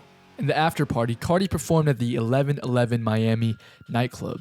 Carti was performing on top of a cage with Opium members in the cage. He was also interacting with fans, with a fan saying he saved his life. Now, fans were wondering when Carti was releasing an official song again. And that happened in the form of Travis Scott's new album, Utopia, which released on July 28, 2023. One of the songs on this album featured somebody that sounded like Homicide Bino, Lil Yachty, or maybe even Future. But this song had Carti debuting his deep voice to the world.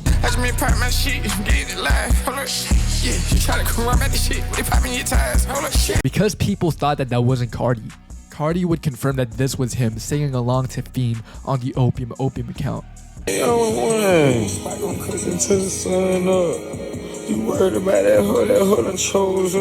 And Carti would confirm something at the end of the video. Believe that, do shit on the way, believe it. The deep voice was something that mainstream fans didn't expect. They thought that this wasn't Carti, but they loved it. And it was something we never expected. The rollout of the album was starting, and you just had to be ready for it. There were also other posts on the Opium account with Sex is Death showing the new Opium logo. Carti's birthday was also coming up on September, with signs pointing to Carti dropping the album soon. Unfortunately, it was in September that the Antagonist Tour would be postponed. This left many fans upset, leading to the lead single of music to be released without Carti's consent. This would come in the form of Killers, or Wicked.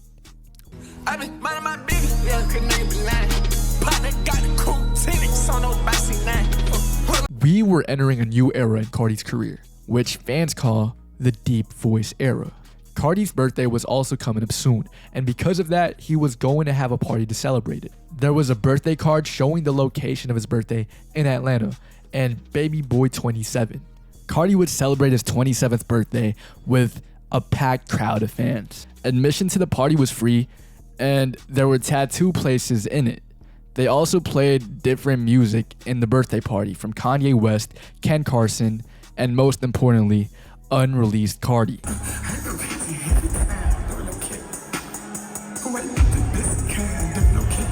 Another unreleased song that was previewed in his birthday was a song with Lil Uzi called Justin Bieber or Vamp Jeans.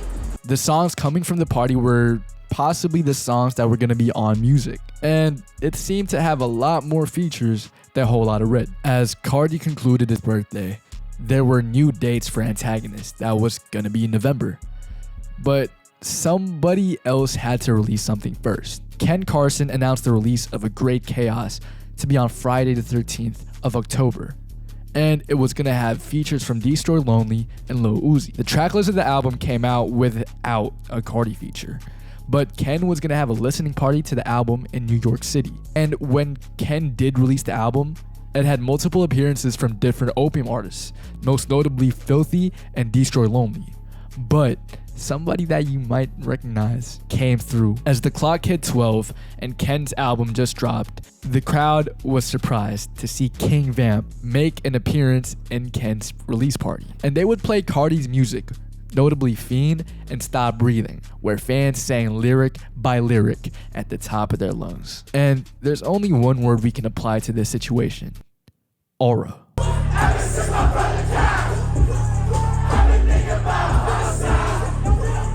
Fans were still looking for a possible release date for music. One of these fans was a Japanese fan, which came by the name of Double O Bloody Life. This fan asked Filthy when the release date for music was going to be. And for the tour, which was supposed to happen in November, that didn't come. The tour was postponed once again for Europeans. And the Antagonist tour wasn't going to happen yet. There would be some news though, as a trusted source in DJ Academics would say that the tour was going to be postponed, but there was going to be a new album. Carti started becoming more active on his social media, with him posting a banner having both antagonist symbolism and a parental advisory warning having sex is death tagged. And another post came when Carti modeled for Re-Edition magazine. And in a break of wearing all black outfits, Carti would wear an all white outfit, previewing a new aesthetic. This led fans on TikTok to follow suit and wear all white outfits too. Now, some fans would make comparisons between him and Echo 2K or 4-5 and even Blade. Now, Blade and Echo 2K are two Drain Gang members that supposedly had this aesthetic 5 years ago. So it wouldn't be a stretch to say that Carti was inspired by that.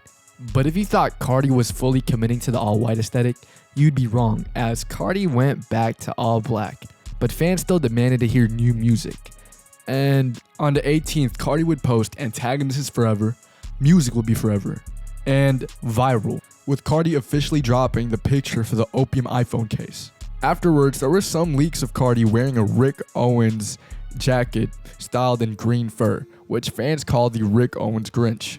So some rumors of the album coming out on Christmas were there. December 2023, it was about to be the 3-year anniversary of Whole Lotta Red, and fans were gearing up for music to drop soon. Spotify just dropped the Rage playlist featuring Carti as the front cover, and the rollout of the album was supposed to happen soon, and it would. A few days later, DJ Academics would go on live saying that it is coming. Your prayers have been answered. It's ready to deliver. Carti then followed this up by wearing an Animalina beanie, breaking his silence and starting the rollout for music. And if you pay attention to the background, you might notice that it's some Italian-esque painting. This is because Kanye has been recording Vultures in Italy, and Carti was going to be a feature on Vultures. Afterwards, Carti started interacting with his fans a little more. There's this TikToker called Zaylicious2 who posted a picture of him wearing the same Animalina hat that Carti had. And Carti would repost this. Now, Zaylicious2 would come out with a very, very emotional reaction to it. 2 hours later, Carti posted another story on his Instagram with the text, "I am music." This may be a reference to one of Lil Wayne's tattoos with the same text. And Carti subsequently changed his profile picture to the text as well. The rollout was starting, and another post from Opium came, and him saying "prepare," with Pharrell also saying "prepare." Fans thought it was going to be a song between Tyler, with Carti showing cryptic text between him and Tyler the Creator. And just when you thought Carti was lying again, he previewed a beat called "I'm Not Playing," sounding darker and wavier. 2 hours later, we got the vocals to that track with DJ Swamp Izzo's ad-libs. Disrespect the 5, I put your ass in the food chain. Calling my phone, she say Miss Jackson going through her brain. Now, this song would receive some backlash as the beat didn't sound conventionally like the rage beats that Carti has. The caption of the audio spelled out 2024, which was most likely the release date of music. Now, Carti was all in on this deep voice for the album, but what if I told you we were coming back home. 3 hours after the I'm Not Playing 2024 snippet came, the Carti Grinch would come back, previewing a song that sounds exactly like the Carti we love. I just be styling this hard to sleep. See her. She never made it hard for me. See her. This song would be so loved by fans that people would even cry to it. We finally made it to Carti season. This post would go mega viral as it currently has more than 20 million views on Instagram Reels. And a few hours later, Carti would ask his friend Frank Ocean why he wasn't dropping any music. This rollout was different from anything else that Carti has done. Carti was becoming less mysterious and he was becoming more open to his fans. Carti supported the people reposting his rollout by reposting them as well on Instagram. One of these people came by the name of Young Dabo, who also had a highly emotional reaction to You're the Moon.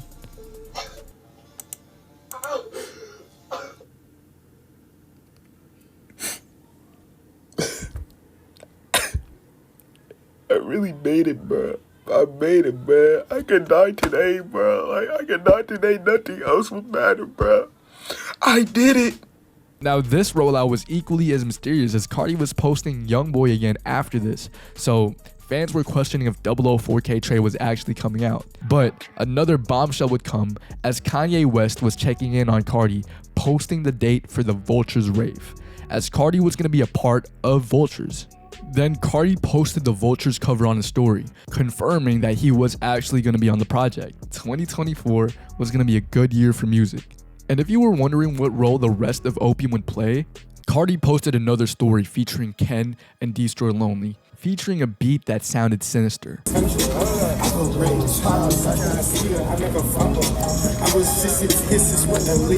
Multiple theories floated around this snippet. Was Lone and Ken gonna be on the song? What did Carti mean by all of my friends are dead? Is this the sound of music? Our questions would be answered until a day later. Carti posted a story of Black Kane saying, "New Carti tonight," with 9:30 as the release time, and that it was gonna be on YouTube. Fans thought Carti was lying and making up times and dates just to increase hype for the album, but he actually told the truth. Carti dropped this song 2024, produced by OG Volta and Kanye West. The music video featured Carti in his signature all-black style and a revitalized Opium chain. It also saw Joey and Carti link up once more. Another highlight of the song was Carti showing two voices that were going to be on music. You gotta be cancer, you made me feel some tight way. Kanye and Carti also linked up in the music video. Fans were elated. Drake even said that the song was amazing, but you might have forgotten that Kanye West was supposed to have Carti for the Vulture show. Carti ran late to the show and he didn't get to perform with Kanye. Kanye was a bit disappointed, but I feel like they made up and they took fit pics together. Carti then dropped another post saying keep streaming, he'll drop another one. So far, we've gotten 2 songs from Carti in You're the Moon in 2024, but the 2 snippets that Carti previewed, and the song Tundra and Swamp Izzo, as fans like to call it, didn't release yet. But we would get this as Black Kane made another announcement. Carti dropping again tonight! If you guessed which one of the 2 songs would drop, it ended up being Tundra, or Hood by Air, produced by Cardo and Onoki. I'm fucking these bitches, alright. I'm having my way, alright. My fingers stay motherfucking tight. If you notice Carti's new outfits, he's been implementing the fashion and luxury streetwear brand Hood by Air, which fans often call HBA. This brand was made by Shane Oliver and was worn by the likes of A$AP Rocky back in the day. The brand had a bit of a fall off, but with Carti wearing it, everyone started wearing more HBA pieces. The song itself is nothing short of amazing. In my opinion, out of all the 3 songs, this is the best song. And if you remember the Opium roster being in the music video, they did make the cut, with Carti hugging Ken. He also mentions that we're just getting ready for the crossover, alluding to the possibility of Opium making an appearance in music. And if you notice the platform that Carti stands on, there have been theories that it signifies that Carti's a king and that he stands above everybody. There's also one line in the song that left fans more curious. I was 24 when I had Lil Onyx. I had a daughter too. 27 when I had Eve. This showed a different side of Carti. A family man, Joy Division would post Dear O, a video featuring Carti, and Onyx's memories. Afterwards, Carti had another post with a woman throwing up the YVL symbol, a symbol that fans would continue to copy in the following months. Carti also posted a lot, with fans complaining that this was ruining his aura. January was coming close, and the 3-year anniversary for Whole Lotta Red just dropped. The 26th of December would come, and Carti posted a picture of him and the Cuban singer Camila Cabello on FaceTime together. Now, there were rumors of them being together or them working on a song together, or both. There was also another post of Carti, Lone, and Metro Boomin in the studio, with things that I can't show on YouTube. Metro even said that he openly loves his Opium family, and there was a large possibility of Metro being on music. It was one more week until January, and the album was supposed to release sometime soon. And we would get something. Black Hand would come again on Instagram. New music! Carti! Travis Scott! Dropping! Today! With Ice Spice and Kanye reposting the announcement. Unfortunately, the album didn't come. It was another single called Backrooms. If you know what I know, how'd you hope? Big cups, I'm sipping flamingo. I was in the spot yesterday with my pops, my grandma still play bingo. The rumors of music coming out soon was at an all-time high. It was rumored to come in the following week. And Carti would say, keep streaming. He'll drop another one. There was another track that was teased by showing him in a club with a chainsaw in a video that I cannot show on YouTube. The beat on it was also very unique, but fans wanted something. They didn't want these singles anymore. Fans wanted the album. DJ Academic supposedly said it was coming in January, but there was no specific date in January that was given. Carti would respond to these by posting the Baby Boy video. He did this while listening to Biggie Small's song, Who Shot Ya? The video is inspired by early hip-hop videos from Smack DVD, which operated in the 2000s. It had rap battles, freestyles, and various videos documenting the early hip-hop lifestyle. Carti embodies that early energy into the video and in the rollout of the new project. The video also saw Sex's Death throw up the YVL symbol. Fans started making rumors about what this video meant. Was Carti gonna have a 2000s-like style into music? Is Carti back to Cash Carti? These questions would be answered on January 15, when Black Hand once again announced, dropping tonight! Carti dropped the song Evil Jordan, wearing his signature Givenchy fur coat, a Hood by Air long sleeve, and an anonymous club hat. There's also a line in the song that answers that question from earlier. This not a rock star face. I'm an emo, thug in my face. He also said that they can't put me no genre, baby, because I changed the game. And if you thought Carti was full into the hip-hop genre again, the song is actually named after a death metal song left off of Mr. Bungle's The Raging Wrath of the Easter Bunny. A day after the song came out, Carti went to a Louis Vuitton fashion show in Paris, with him being paraded around by paparazzi. Joy was also with Carti at the time, acting as both his cameraman and security person. And if you notice, Carti's once again wearing that Givenchy fur coat. Now, as he was in Paris, he was also with other artists like Yeet. Yeet was seen wearing a fur coat similar to Carti's fur coat, which fans would think that Carti let him borrow the coat. After the Paris fashion show, Kanye West was preparing to drop Vultures with Ty Dolla $ign. Carti was texting Ye a lot, and one of these texts came with Kanye posting a picture of himself wearing titanium grills. But Vultures still didn't come out. On January 21, Carti posted I Am Music again. Fans thought this was it. Fans thought that we were finally getting music after the 3-year wait. Unfortunately, Carti did a Carti once more, and we would get nothing. But on the 25th, a snippet would surface, featuring a beat similar to SGP's F. Taylor game, which it probably is. Now, this snippet inspired some of Carti's fans to make AI music. One of these fans is Prod Sicko, wherein he would make the song called Cobra, and this song would gain millions of views on TikTok.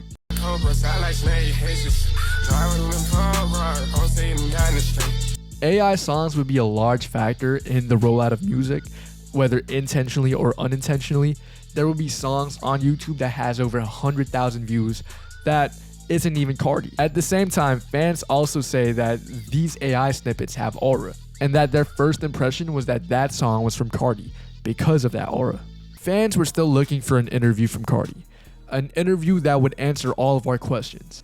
Nobody was stepping up yet, but there would be one person that would go out of his way to do it. It was the kick streamer Aiden Ross, who supposedly paid Carti $2 million and a Ferrari to appear on stream alongside him. The Grammys were also happening around the same time, with Carti being seated next to Travis Scott. Carti's outfit was a mask and an all-black fit. Now, Carti would pull up on him, but it took a while. Fans thought that Aiden was lying until Gunnar Stahl showed up, and then Black Hayne showed up.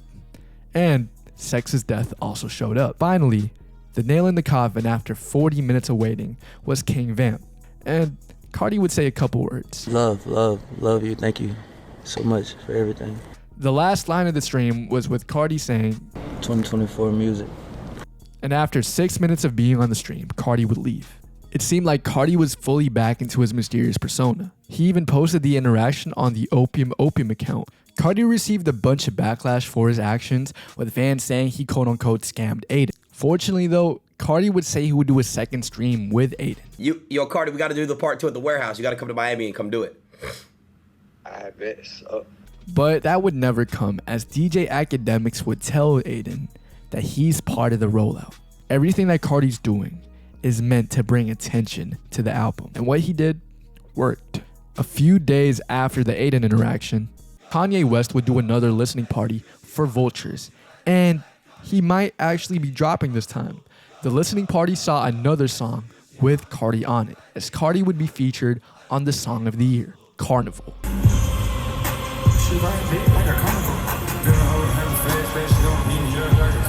On the 9th, Ye officially dropped Vultures, and the most popular song on that project would be the song with Carti, which is Carti's first #1 hit. Vultures was also being promoted in the Super Bowl, with Kanye having an ad on it. The Super Bowl also had Ice Spice going to it alongside Taylor Swift. Ice Spice was wearing an Opium chain. Carti reposted that saying YVL. Now, Carti was going to have an integral part in Vultures, and Kanye would have him in listening parties in Milan.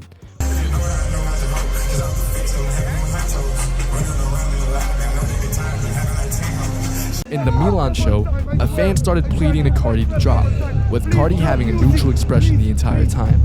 If you notice Carti's fashion in these shows, it shows a more streetwear-like style. It was as if he was going back to his roots. But was it gonna stay this way? The answer would come when Carti, on March 13, would post once again, announcing a drop on 9:30 p.m. This time, it wasn't Black Hayne screaming. It also had a drum-like beat pattern to start. And Carti would deliver. I said my body, I'm the coolest.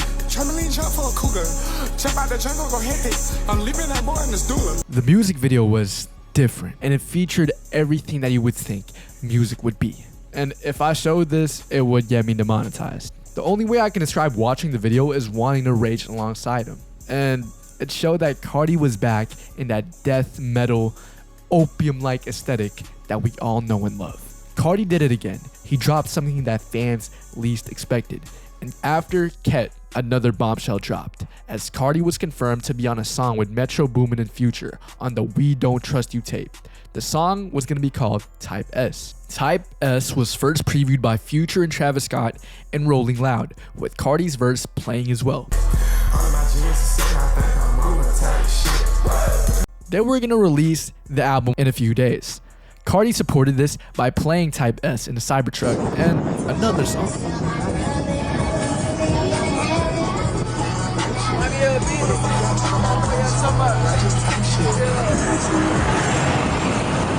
And when We Don't Trust You did drop, Type Stuff became the second most popular song off the album. It even had a music video with Carti and Opium in it. She gripping all on my balls, I gotta move, type shit.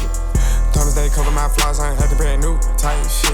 Carti would also have an extended verse on Type Stuff that was a lot longer. And in my opinion, this would have made the song a lot better. This was previewed on the Opium account, which fans like to call Walk.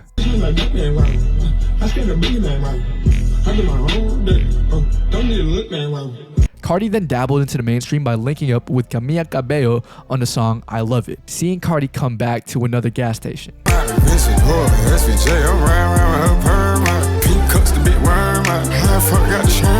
His plane He actually got to the video after the whole video was wrapped and everybody left. We got to make this work somehow.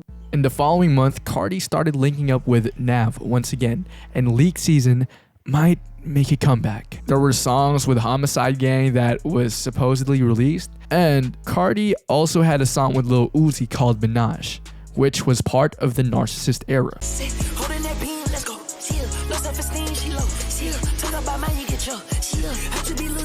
However, Carti's artists were also up to something. They were preparing to drop music sometime this year. Lone was meant to drop his album Love Lasts Forever, and Ken's planning to drop the Deluxe To a Great Chaos in More Chaos, leading to one last man standing once again. Academics would say something in 2024 music. And as of May, Carti hasn't dropped the album yet, but what we do know is that he's gonna get something out this year. Carti is a mysterious figure because it works for him. It increases his hype, fans, and has influenced an entire generation to follow his mysterious blueprint. It's gotten fans to even worship him and follow his every move, making him one of the most talked about figures in the entire world. What's next for Carti is music, but we don't know when that's coming out. What I do know for sure is that it's gonna change the world forever. 2024 music.